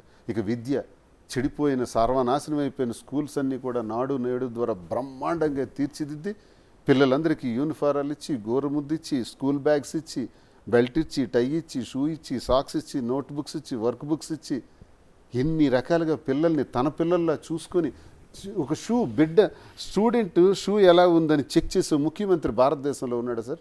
స్టూడెంట్ నా బిడ్డ వేసుకున్న, నా మేనగోళ్ళు, నా మేనలుడు వేసుకునే యూనిఫామ్ ఎలా ఉంది, క్వాలిటీ ఉందా లేదని చెక్ చేసే ముఖ్యమంత్రి ఉన్నాడా సార్. విద్యని 11 మెడికల్ కాలేజీలు స్వాతంత్ర్యం వచ్చి మన ఆంధ్రప్రదేశ్ రాష్ట్రంలో ఉంటే 17 మెడికల్ కాలేజీలు తీసుకొచ్చి 5 మెడికల్ కాలేజీలు ప్రారంభించేసినాడు. విద్య అద్భుతంగా తీర్చిదిద్దాడు, రైతాంగం అద్భుతంగా తీర్చిదిద్దాడు. ఒకవైపు వ్యవసాయం, ఇక ఆరోగ్యం అయితే ప్రతి ఒక్క వ్యక్తికి కూడా నేనున్నానని భరోసా ఇచ్చి వైఎస్ఆర్ ఆరోగ్యశ్రీ ద్వారా ఆపరేషన్లు చేయించి, ఆపరేషన్ చేసిన తర్వాత పేషెంట్ ఇంటికి వచ్చిన తర్వాత ఆ పేషెంట్ దగ్గర డబ్బులు ఉన్నాయో లేదో మాత్రలు కొనుక్కోవడానికి, మందులు కొనుక్కోవడానికి, అందుకే వైఎస్ఆర్ ఆరోగ్య ఆసరా కూడా ఇస్తాను, రోజుకి 250 రూపాయలు మందుల కోసం ఇస్తానని చెప్పి ఆలోచించే మహానుభావుడు ఎక్కడ దొరుకుతాడు సార్. ఈరోజు ఆంధ్ర రాష్ట్రంలో ప్రజలందరూ నరక యాతన అనుభవిస్తున్నారు. ఈ పాటికే 40,000 50,000 పడాలి. కానీ వీడు ఇప్పుడు వచ్చి నీ కూటమి ప్రభుత్వం మోసం చేశారు ప్రజలకి. సూపర్ 6 అన్నారు. సూపర్ 6లో ఇంతవరకు ఒక్కటి కూడా అమలు చేయలేదు. నేను మొన్ననే బడ్జెట్ సమావేశాలు పూర్తి చేసుకొని ఇప్పుడు ఇక్కడికి వచ్చాను. బడ్జెట్ సమావేశాలు ఓట్ ఆన్ అకౌంట్ బడ్జెట్ పెట్టారు. మొదట ఓట్ ఆన్ అకౌంట్ అయింది, ఎందుకు పెట్టారు? ఎలక్షన్ ఇయర్ కాబట్టి ఓట్ ఆన్ అకౌంట్ పెట్టాలి, అది ధర్మం, రూల్. అది తెలుగుదేశం ప్రభుత్వం అధికారంలోకి వచ్చింది. మళ్ళీ ఓట్ ఆన్ అకౌంట్ బడ్జెట్ ఏంటి సార్? మళ్ళీ ఓట్ ఆన్ అకౌంట్ బడ్జెట్ 4 నెలలకా? సరే, నిన్న బడ్జెట్ పెట్టారు. ఈ బడ్జెట్లో, ఇప్పుడు పెట్టిన బడ్జెట్లో సూపర్ 6 ఉన్నాయా చెప్పమనండి. ఒక్కటి సూపర్ 6లో వాళ్ళు ప్రజలకు మోసం చేసి ఇవి మేము చేస్తామని 3 సిలిండర్లు అన్నారు, ఇచ్చారా? 1 సిలిండర్. 2 సిలిండర్లు కనీసం ఇవ్వాలి కదా, ఇవ్వలేదు. ప్రతి ఆడబిడ్డకు కూడా 1,500 రూపాయలు అన్నారు 59 సంవత్సరాల వరకు మహిళలకి, ఇచ్చారా? నిరుద్యోగ భృతి అన్నారు, 20 లక్షల మంది నిరుద్యోగులకి 3,000 రూపాయలు చొప్పున ఇస్తామని చెప్పారు, ఇచ్చారా? ఆ తల్లికి వందనం అన్నారు, నీకు 15, నీకు 15, నీకు 15, నువ్వు వచ్చావా, నీకు 15, మీరు వచ్చారా, నీకు 45. ఇలాంటి దుర్మార్గమైన మాటలు చెప్పారు. బడ్జెట్ అలొకేషన్ చేశారా? ఏదీ లేదే. మరి బడ్జెట్ మీరు అలాట్ చేయకపోతే 2025 సంవత్సరం మార్చి వరకు కూడా ఈ పథకాలు లేనట్టే. సిలిండర్లు 2వ సిలిండర్ మార్చి వరకు రాదు. మీరు 3 ఇస్తామన్నారు కదా, కనీసం 2 ఇవ్వండి, మార్చి వరకు రాదు. ఇవన్నీ హుష్కాకి పెద్ద మోసం చేశారు. కాబట్టి ఈ బడ్జెట్ని పెట్టకుండా, ఫుల్ బడ్జెట్ పెట్టకుండా ఓట్ ఆన్ అకౌంట్ బడ్జెట్ పెట్టారు. ఎన్నికలకు ముందు చంద్రబాబు నాయుడు ఏమన్నాడు? 15 లక్షల కోట్లు జగన్మోహన్ రెడ్డి అప్పు చేశాడు అన్నారు. ఆ తర్వాత 14 లక్షల కోట్లు అన్నారు. ఇవాళ ప్రభుత్వం అధికారంలోకి వచ్చిన తర్వాత ఓట్ ఆన్ అకౌంట్ బడ్జెట్ పెట్టిన రోజు గవర్నర్ గారి చేత తప్పుడు మాటలు చెప్పించారు, 10 లక్షల కోట్లు ఈ రాష్ట్రానికి అప్పు ఉందని. కానీ ఈ రాష్ట్రం విడిపోయిన తర్వాత ఉన్న అప్పు, అలాగే చంద్రబాబు నాయుడు 14 నుంచి 19 వరకు చేసిన అప్పు, 19 నుంచి 24 వరకు జగన్మోహన్ రెడ్డి గారు చేసిన అప్పు మొత్తం కలిపి 6,42,000 కోట్లు. నేను చెప్పలా, ఈ బడ్జెట్ బుక్స్లో, ఫుల్ బడ్జెట్ బుక్స్లో చంద్రబాబు నాయుడే చెప్పారు. చంద్రబాబు నాయుడు చెప్పిన ఫిగరే నేను చెప్తున్నా. మరి 6,42,000 కోట్లు అప్పు చూపించిన మీరు బయట 15 లక్షల కోట్లు జగన్మోహన్ రెడ్డి అప్పు చేశాడని ఎందుకు చెప్పారు? గవర్నర్ గారి చేత 10 లక్షల కోట్లని ఎందుకు చదివించారు? నేరం కాదా? ఇవన్నీ కప్పిపుచ్చుకోవటానికే. ఫుల్ బడ్జెట్ పెడితే ఈ వాస్తవాలు తెలుస్తాయి కాబట్టి పెట్టలేకపోయినారు. ఇది ఈ పరిస్థితి, ఈ ప్రభుత్వం దుస్థితి. వీళ్ళేమీ చేయలేరు. ప్రజలకు మోసం చేసి తప్పుడు వాగ్దానాలు చేసి అధికారంలోకి వచ్చారు. మా బలమంతా ఏంటంటే ట్రాన్స్పరెన్సీ. మా ప్రభుత్వంలో రూపాయి లంచం లేదు. ఏ లబ్ధిదారుడు కూడా ₹1 లంచం ప్రభుత్వ పథకం కోసం తీసుకోలేదు. లంచాలు మళ్ళీ ప్రారంభమైనాయి. సచివాలయ వ్యవస్థ పోయింది, వాలంటీర్ వ్యవస్థ పోయింది. వాలంటీర్ వ్యవస్థ గురించి మాట్లాడంటే అది వ్యవస్థలో భాగం కాదు అంటాడు ఈ ప్రభుత్వంలో. అసలు కౌన్సిల్లో కూడా అంటారు వ్యవస్థలో భాగం కానప్పుడు మరి మీరెందుకు ₹10,000 జీతం ఇస్తామని ప్రకటించారు? మరి వాలంటీర్లు మేము తీసుకుంటామని మీరెందుకు చెప్పారు?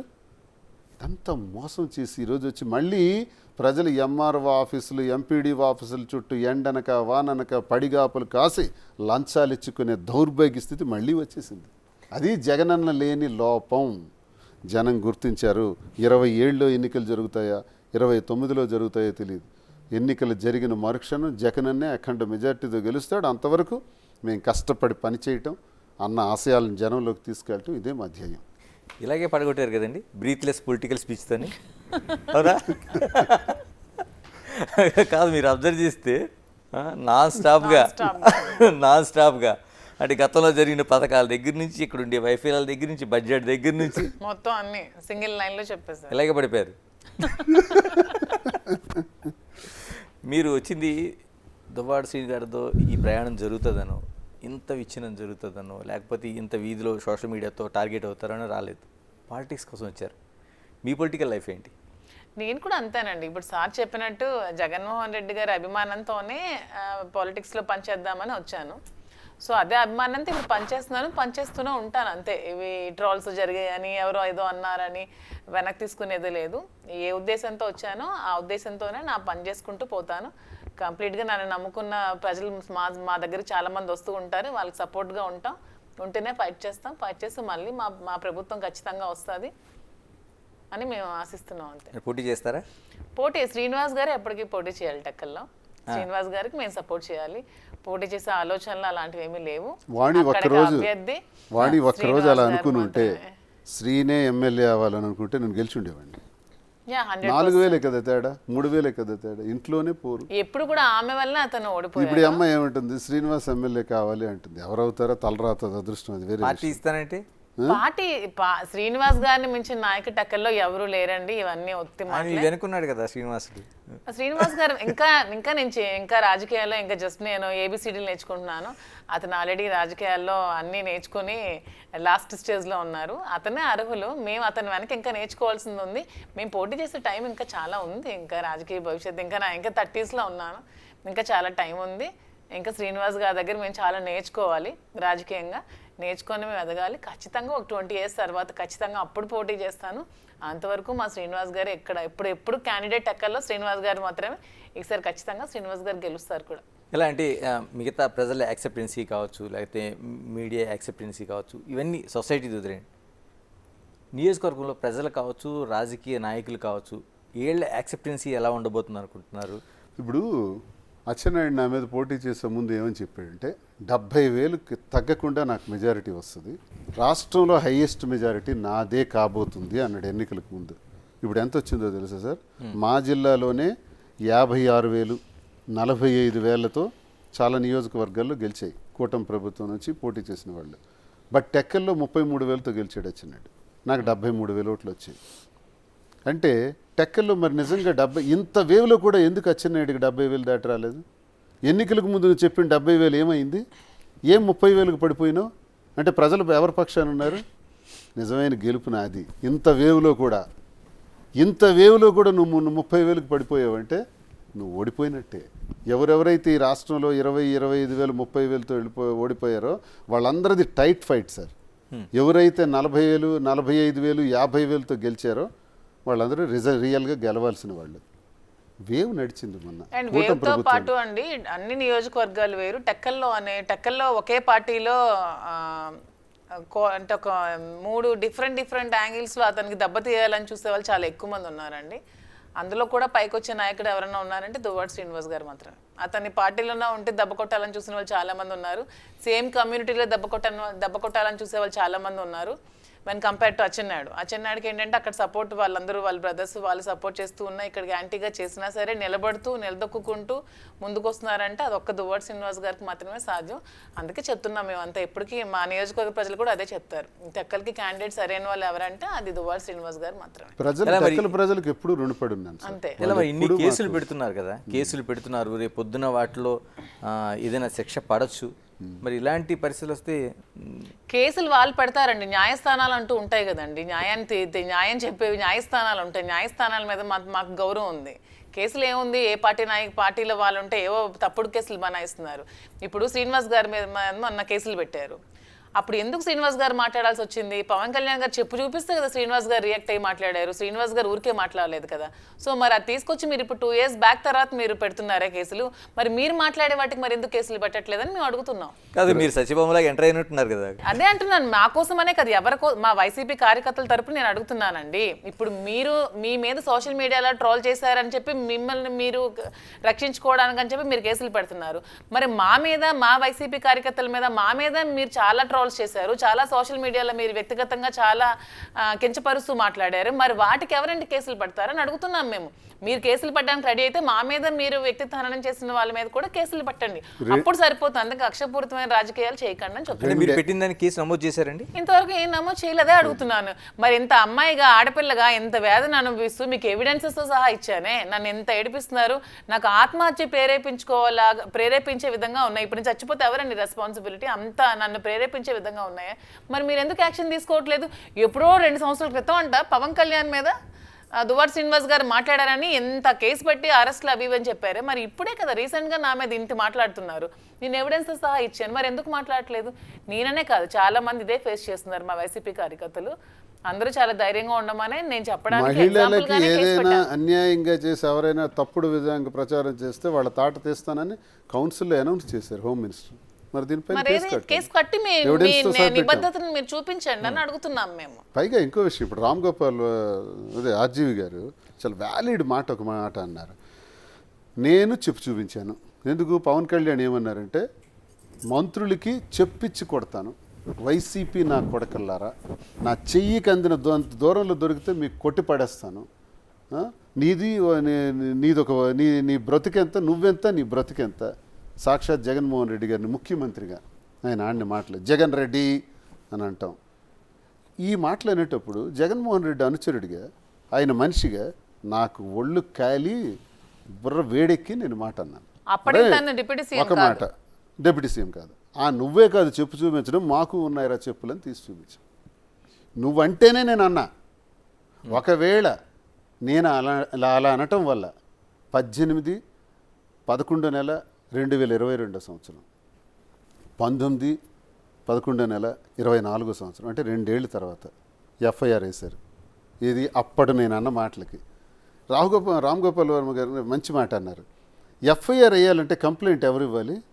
ఎవరికైతే నేను తిట్టానో వాళ్ళు ఇవ్వాలి. పవన్ కళ్యాణ్ ఇవ్వాలి. పవన్ కళ్యాణ్ ఇచ్చాడా? ఎవడో లఫూట్ గడిస్తే నువ్వు ఎఫ్ఐఆర్ వేసేయడం ఏంటి? ఇది చట్టమా? నువ్వెవరు అసలు? ఇప్పుడు మీరు నేను వాగ్దానం చేసుకున్నాం అనుకోండి, మీరు నా మీద కంప్లైంట్ ఇవ్వాలి, ఆయన ఎవరు ఇవ్వటానికి? అలా ఉంది వ్యవహారం. ఇది లావా? ఇది చట్టంలో నిజంగా ఒక ఎమ్మెల్సీ మీద మీరు ఎఫ్ఐఆర్ వేశారు కదా, మీ కంప్లైంట్ ఇచ్చిన వాళ్ళు ఎవరు? Who is he? అతనిస్తే మీరు ఎలా వేస్తారు? పవన్ కళ్యాణ్ ఇచ్చారా? ఇది కంప్లైంట్ ఉందా? ఎఫ్ఐఆర్ వేయండి, అరెస్ట్ చేయండి, జైల్లో పెట్టండి. నా తప్పు అయితే నాది ఒకవేళ తప్పు అయితే, నాకన్నా ముందు మీరే చూపించారు కదా, మంత్రుల మీద చెప్పి చూపించారు కదా, క్యాబినెట్ మినిస్టర్స్ మీద, మరి అది నేరం కాదా? అప్పుడు పవన్ కళ్యాణ్ మీద ఎఫ్ఐఆర్ అయ్యిరా? అంటే ఏంటండి న్యాయం? కాదు శ్రీనివాస్ గారు, ఇదే జగన్మోహన్ రెడ్డి మీద విమర్శిస్తే జగన్మోహన్ రెడ్డి కంప్లైంట్ పెట్టకుండా వేరేగా కంప్లైంట్ నమోదు చేసి నిజంగానే ఆ రోజున కేసులు నమోదైన అరెస్టులు చేశారు. మేము ఎప్పుడు సార్ ఇప్పుడు ఆలోచించినట్టు అచ్చెన్నాయుడు కానీ, లేకపోతే కూటమిలో పవన్ కళ్యాణ్ కానీ, చంద్రబాబు నాయుడు కానీ, మేము ఆ రోజు ఆలోచించుంటే ఒక్కడ కూడా మిగలడు సార్. వీళ్ళకి రోడ్డు ఎక్కనివ్వకుండా చేసేయగలం, కానీ మేము అలా ఆలోచించలేదు. మా నాయకుడు అవి నేర్పలేదు మాకు. మా మైనస్ అది. తగ్గండి, వద్దు, మనం మంచి ప్రభుత్వం ఇవ్వాలి, నిజాయితీ అయిన ప్రభుత్వం ఇవ్వాలి, ప్రజలు మనల్ని ఎన్నుకున్నారు, ప్రజల పక్షాన మనం ఉండాలి, మనం ఇలాంటి పనులు చేయకూడదని మా నాయకుడు మమ్మల్ని ఆపారు. లేకపోతే అచ్చెన్నాయుడు ఉంటాడా? లేకపోతే మా మీద ఈ కేసులు పెట్టుకున్న వాళ్ళు వీళ్ళందరూ ఇలాగే. ఒక వ్యక్తి అండి మా దగ్గర అమ్మ వద్దు మద్యం ముద్దు అని ట్రోల్ చేశారు, ఏదో వాట్సాప్లో పెట్టారంట. అమ్మ వద్దు మద్యం ముద్దు అంటే దానికి ఎఫ్ఐఆర్ వేసి చిత్తూరులో ఒకరోజు, ఈస్ట్ గోదావరిలో ఒకరోజు, విశాఖపట్నంలో ఒకరోజు తిప్పి తల్లికి చెప్పకుండా, భార్యకి చెప్పకుండా, పిల్లలకి చెప్పకుండా ఆయన్ని తిప్పుతున్నారండి. వైసీపీకి చెందిన కార్యకర్తలకి చాలామందికి 100కు పైన కేసులు వేశారండి. చంపేశారండి నడు రోడ్డు మీద చాలామందిని. మరి మేమే అలా చేసుంటే, మేమే అలా ఆలోచించుంటే మీరు పోటీకైనా మిగిలి ఉండేవారా? వాళ్ళు దగ్గర పెట్టుకోవాలని నేను హెచ్చరిస్తున్నాను. ప్రభుత్వాలు శాశ్వతం కాదు, అధికారాలు శాశ్వతం కాదు. ఇవాళ మేము ఓడిపోయాం, మళ్ళీ వస్తాం. కానీ ఆలోచించవలసింది ఏంటంటే, ఓడినా గెలిచినా ప్రజల కోసం మనం పోటీ చేసాం. పరిపాలనకు బ్రహ్మాండంగా అందించి ప్రజల ఆశయాలను అమలు చేసే విధానంగా మనం చేయగలిగితే చరిత్రలో మిగిలిపోతాం. అంతేగాని ఇంతవరకు కూటమి ప్రభుత్వం చేసింది ఏంటో చెప్పండి సార్. ఒక్క మాట, పెన్షన్ తప్ప. 3,500 మేము అన్నాం, 4,000 అన్నారు, వాళ్ళు ఇచ్చారు, ఓకే నెక్స్ట్. ఈ 6 నెలల్లో ఏం చేశారు చెప్పండి? కక్షలు, కార్పణ్యాలు, చంపటాలు, కేసులు, లీడర్స్ని బెదిరించడాలు, అదిరించడాలు, ఇదా మీ పని? ఇందుక మీకు ప్రజలు అధికారం ఇచ్చారు? అసలు ఈ నాయకులంతా వెళ్ళి అన్న మేనిఫెస్టో చాలా చప్పగా ఉంది, జనాలకి అట్రాక్ట్ చేసే విధంగా లేదు అన్న అంటే, అబద్ధాలు చెప్పి మేనిఫెస్టోతో వెళ్తే జనాల్ని మోసం చేసే ఆలోచన నాకు లేదు. నా పరిస్థితి బట్టి రాష్ట్రంలో ఉన్న బడ్జెట్ బట్టే నేను మేనిఫెస్టో ఇవ్వగలను, ఆ ప్రకారంగా వెళ్ళగానే జనాల్ని మోసం చేసి కాదని చెప్పిన వ్యక్తి జగన్మోహన్ రెడ్డి గారు. సో అబద్ధపు మేనిఫెస్టోతో వచ్చి జనాల్ని మోసం చేస్తున్నారు కూటమి ప్రభుత్వం. ఇప్పుడు అబద్ధాలు చెప్పి 14 సంవత్సరాలు ముఖ్యమంత్రి, 40 సంవత్సరాలు ఇండస్ట్రీ, అసెంబ్లీలో ఒక స్క్రీన్ మీద ఒకటి వేసి చూస్తే భయం వేస్తుంది. అప్పుడే చూస్తే భయం వేస్తుంది. నువ్వు పిల్లాడువా? ఏంటి నీకు భయం వేస్తుంది? 6,42,000 కోట్లని 14 లక్షల కోట్ల నొప్పని చెప్పి సూపర్ 6 పెట్టేసి ఇప్పుడు చూస్తే భయం వేస్తుంది. ఇది చెప్పడానికే, ఈ సూక్తి ముక్త వాళ్ళు చెప్పడానికే నిన్ను జనం ఎన్నుకున్నది. సో ఈ అబద్ధ మేనిఫెస్టో జగన్మోహన్ రెడ్డి ఇస్తే గెలిచి ఉండేవాడు కాదా? చెప్పలేదు. నీతి, నిజాయితీ, నిబద్ధత ఉన్న వ్యక్తి జగన్మోహన్ రెడ్డి గారు మాత్రమే. సో అందుకే మేమందరం అభిమానించే వ్యక్తి జగన్మోహన్ రెడ్డి గారు. అంతే. సూపర్ 6 లాంటి చెప్పచ్చు. ఈ చెప్పడానికి ఏముంది? తర్వాత చెయ్యాలి కదా, జనాలకి మనం చేయగలిగితే మనం చెప్పాలి, అంతేగాని. శ్రీని గారు, ఇప్పుడు రాంగోపాల్ వర్మ కావచ్చు, లేకపోతే శ్రీరెడ్డి కావచ్చు, లేకపోతే పోసాన మురళి కావచ్చు, మీలాగా చాలా రెబల్గా, అంటే చాలా అగ్రెసివ్గా వాళ్ళు ఏం మాట్లాడుతున్నారో కూడా ఒక దశలో తెలియని పరిస్థితుల్లో మాట్లాడిన వాళ్ళు ఈ రోజున కొందరు డ్రాప్ అయిపోతే, కొందరు క్షమించమని 2 చేతులు జోడిస్తుంటే, మరికొందరు ఎక్కడున్నామో తప్పించుకుంటూ తిరుగుతుంటే, అంటే నిజంగా వీళ్ళు భయపెడుతున్నారా? భయపెడుతున్నారు సార్, బాగా భయపెడుతున్నారు. పాపం ఇప్పుడు పోసాని గారు కానీ, లేదా ఆలీ గారికి కూడా ఏదో నోటీస్ వచ్చిందని విన్నాను, రామ్ గోపాల్ గారు, వీళ్ళందరూ సినిమా ఫీల్డ్కి చెందిన వాళ్ళు. సినీ పరిశ్రమలో హుందాగా వెళ్ళిపోయినటువంటి జీవితాలు. వాళ్ళేదో ప్రజాస్వామ్యాన్ని ఏదో ఒక పార్టీకి ఉంటారు, వాళ్ళు ఒక పార్టీకి ఉండి మద్దతుగా నిలబడ్డారు. అది వాళ్ళు చేసిన నేరమా? మీకు ఈరోజు మద్దతుగా ఉన్న వాళ్ళ లిస్ట్ మా దగ్గర ఉంది, రేపు మేము ఎలాగే తలుచుకుంటే వాళ్ళు ఉంటారా? కనుక ఇది పద్ధతి కాదు. వాళ్ళకి భయపెట్టి హింసించి చెయ్యాలని చూస్తున్నారు. వాళ్ళని ఎంత టార్చర్ చేయకపోతే, మమ్మల్ని కూడా అలాగే కదా, నాకు తెలుసు కదా, నాకు ఎంత పర్సనల్గా, నాకు ఒక ఇప్పుడు 25 సంవత్సరాల నుంచి నా వ్యాపారం మైన్స్, ఈరోజు మైన్స్ ఆగిపోయాయి, 40 కోట్లు లాస్. మరికొన్ని ట్రాన్స్పోర్ట్కి సంబంధించిన బిల్స్ ఒక 11 కోట్లు ఆపేసినారు. అంటే 50 కోట్లు ఈ ప్రభుత్వం అధికారంలోకి వచ్చిన తర్వాత జూలై 4న రిజల్ట్ వస్తే జూలై 4 సాయంత్రం కల్లా అన్నీ ఆగిపోయాయి. ఏం చేయాలండి? మా వ్యాపారాలు ఏమవ్వాలి? మేమేమవ్వాలి? అంటే ప్రతిపక్ష పార్టీకి చెందిన వాళ్ళం అనేది ఇలా హింసిస్తారా? ఇదే హింస వాళ్ళకు కూడా పెడుతున్నారు కదా. వాళ్ళకు కూడా సినిమాలు లేకుండా, లేకపోతే ఇష్టానుసారంగా వాళ్ళ వ్యాపారాలపైన, వాళ్ళ వ్యక్తిగత విషయాల మీద దాడులు చేస్తుంటే ఏం చేస్తారు? మేమైతే మొండిగా ఉంటాం. నువ్వు క్వారీ మైనింగ్ ఆపేసినా, నా బిల్స్ ఆపేసినా, నన్ను జైల్లో పెట్టేసినా రెట్టింపు వాయిస్ వచ్చేస్తుంది. శ్రీనివాస్ గారు, ఇక్కడే ఒక్కసారి వెనక్కి వెళ్దానుకున్నాను. అంటే సేమ్ వాణి గారు ఒక్క నయా పైసా కూడా లేని శ్రీనివాసు ఈ రోజున మా డబ్బుల వల్ల ఇలా ఉన్నారని చెప్తున్నారు, మీరేమో కోట్ల రూపాయలు నష్టపోయి అంటున్నారు. ఏంటి శ్రీనివాస్ బ్యాక్గ్రౌండ్ ఏంటి? అసలు నిజంగా అంత నయా పైసా లేకుండా ఆ జీవితం స్టార్ట్ అయ్యిందా? ఒక్కసారి నా భర్తకి ఏమీ లేదు, లుంగి షర్ట్తో వచ్చాడు. నా అల్లుడికి ఏమీ లేదు, వాడు ఒక పూర్ ఫ్యామిలీకి చెందినవాడని మామ. ఇలా నా భర్త ఇలాంటి లుంగి షర్ట్ గాడని భార్య అని బయట బహిరంగంగా అన్నారంటే లోపల ప్రతిరోజు ఎంత హింసాత్మకమైన మాటలు నన్ను మాట్లాడుంటారన్నది మీకే అర్థం కావాలి. ఒకటి, ఎన్ని అవమానాలు పడ్డానన్నది. 2, నేను కోటీశ్వరుని అని చెప్పట్లా. నేను, మా father railway section engineer, okay, ఒక గ్రూప్ 1 ఆఫీసర్. ఆయనకి 4 అబ్బాయిలు, ఒక అబ్బాయి చనిపోయాడు, 3 బ్రదర్స్ మేము, శ్రీనివాస్, శ్రీకాంత్, శ్రీధర్. చిన్నప్పటి నుంచి మాకు తిండికి కానీ బట్టలకు కానీ బ్రతకడానికి కానీ లోటు లేదు. ఒక 2 వీలర్, ఒక కారు వాడుకొని హాయిగా బ్రతికే స్థాయి మాకు నేర్పించాడు తప్ప మేమేమి అడుక్కు తిన్న వ్యాపారం నుంచి రాలేదు. 94లో నాకు వివాహం అయింది. 91కే నేను పీజీ పూర్తి చేసి 3 మండలాల్లో 3 ప్రైవేట్ జూనియర్ కాలేజెస్ నా దగ్గర ఉండేవి.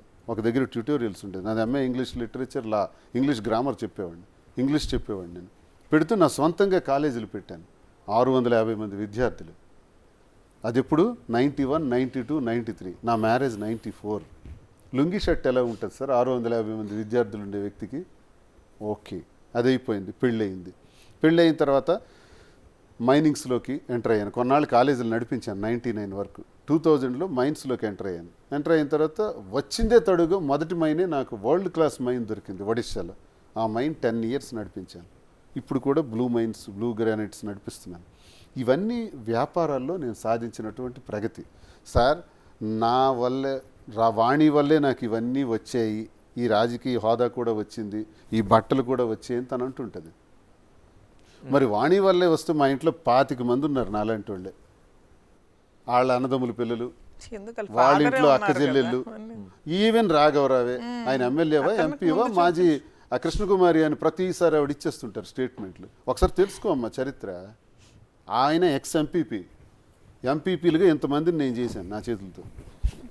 ఎమ్మెల్యే కాదు, ఎంపీ కాదు, మంత్రి కాదు. నేను ఈరోజు ఎమ్మెల్సీ వరకైనా వచ్చాను. నా వ్యక్తిగతంగా 25 సంవత్సరాలు కష్టపడి వచ్చాను. నా కోసం ఇన్లాస్ ఉన్నారు, ఆయనకు అల్లుళ్ళు ఉన్నారు, ఆయనకి ఇంకా కూతుర్లు ఉన్నారు, అన్నదమ్ముల కొడుకులు పిల్లలు ఉన్నారు. వీళ్ళందరూ ఎందుకు కాలేకపోయారు?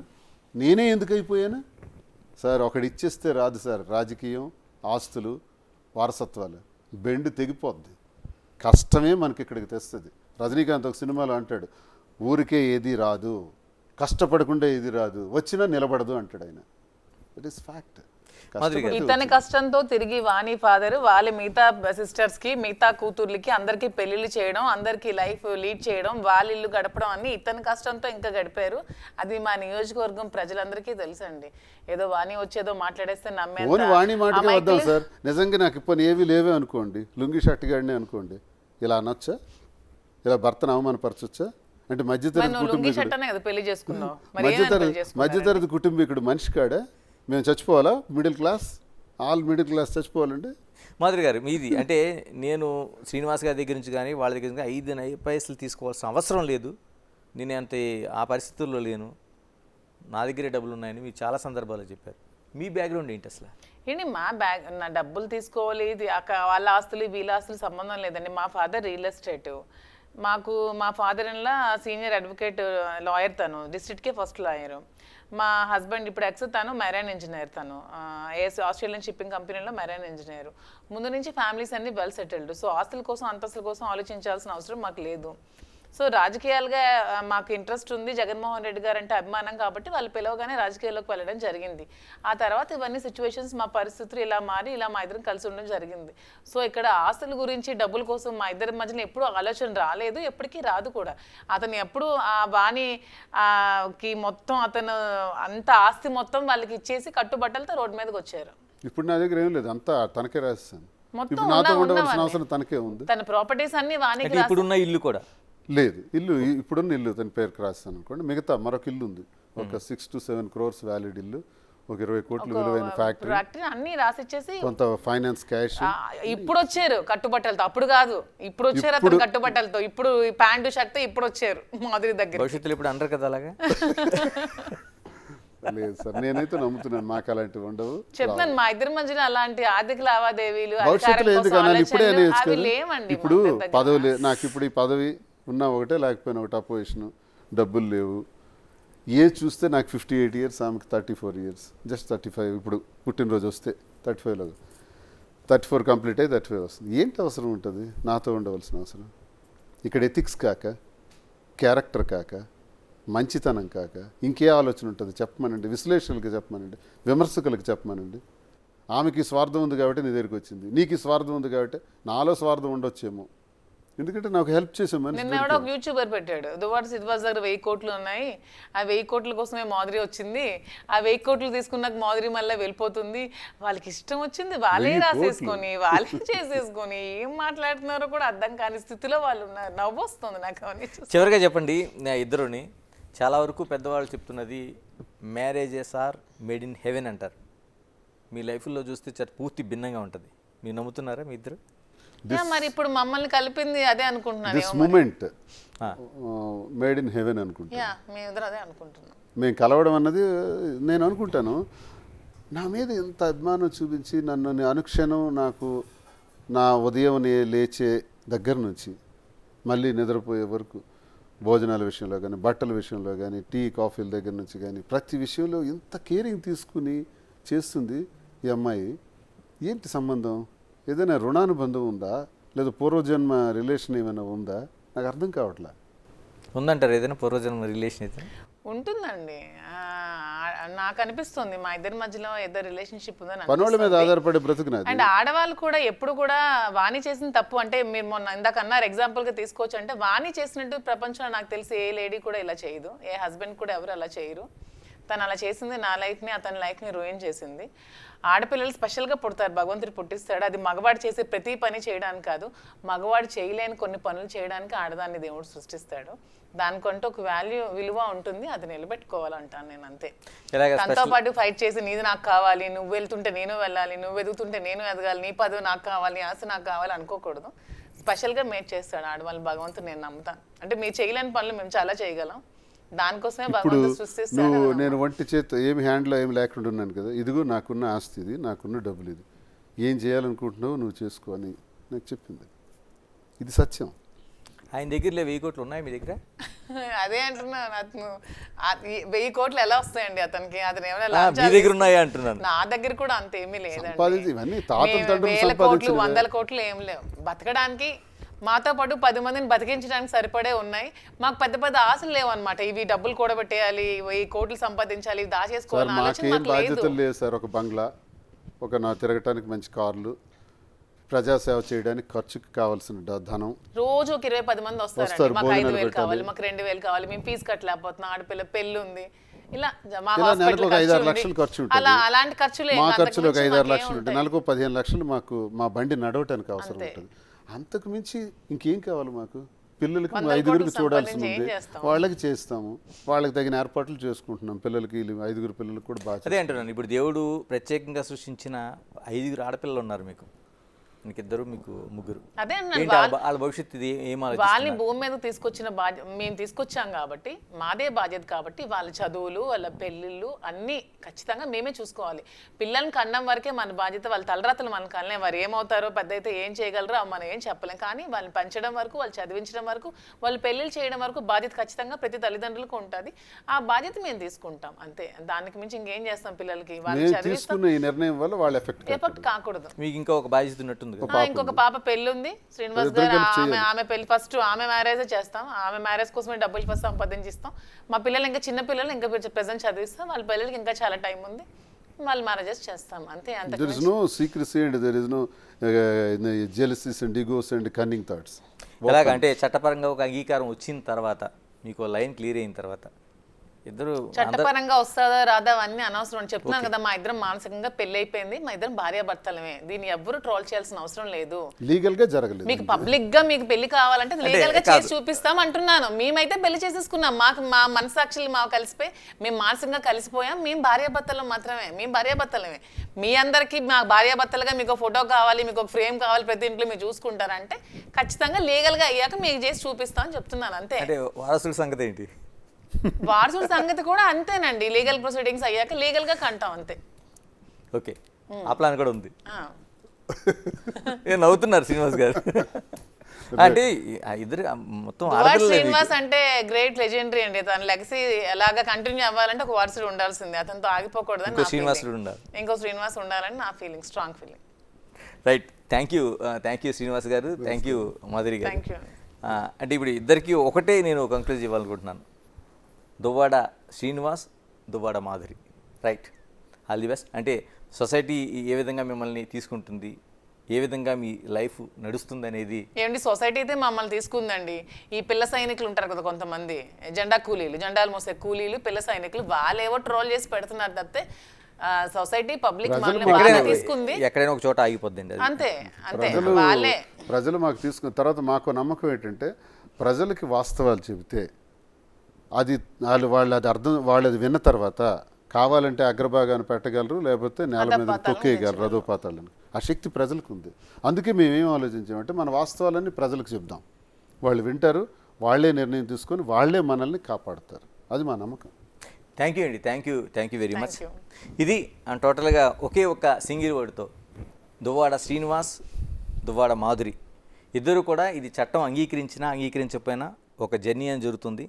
ఒకే ఒక మాటలో ఇది పూర్వజన్మ సుకృతంగా మేము భావిస్తున్నాం, లేకపోతే ఆ గత జన్మ బంధంగా భావిస్తున్నాం. కాబట్టి ఇది ఇంకొకరికి ఆదర్శంగా అవ్వాలని కోరుకోవటం లేదు. జరిగిన దాంట్లో మా జర్నీ ఇలాగే జరుగుతుంది. అది అటు కుటుంబ సభ్యులకు కానీ, మిగతా సొసైటీకి కానీ, లేకపోతే రాజకీయ జీవితానికి కానీ ఎలాంటి ఇబ్బంది లేకుండా మా ప్రయాణం సాగుతుందని స్పష్టం చేస్తున్నారు. Keep watching big TV. This is Ganesh. For more videos like this, subscribe Big TV channel.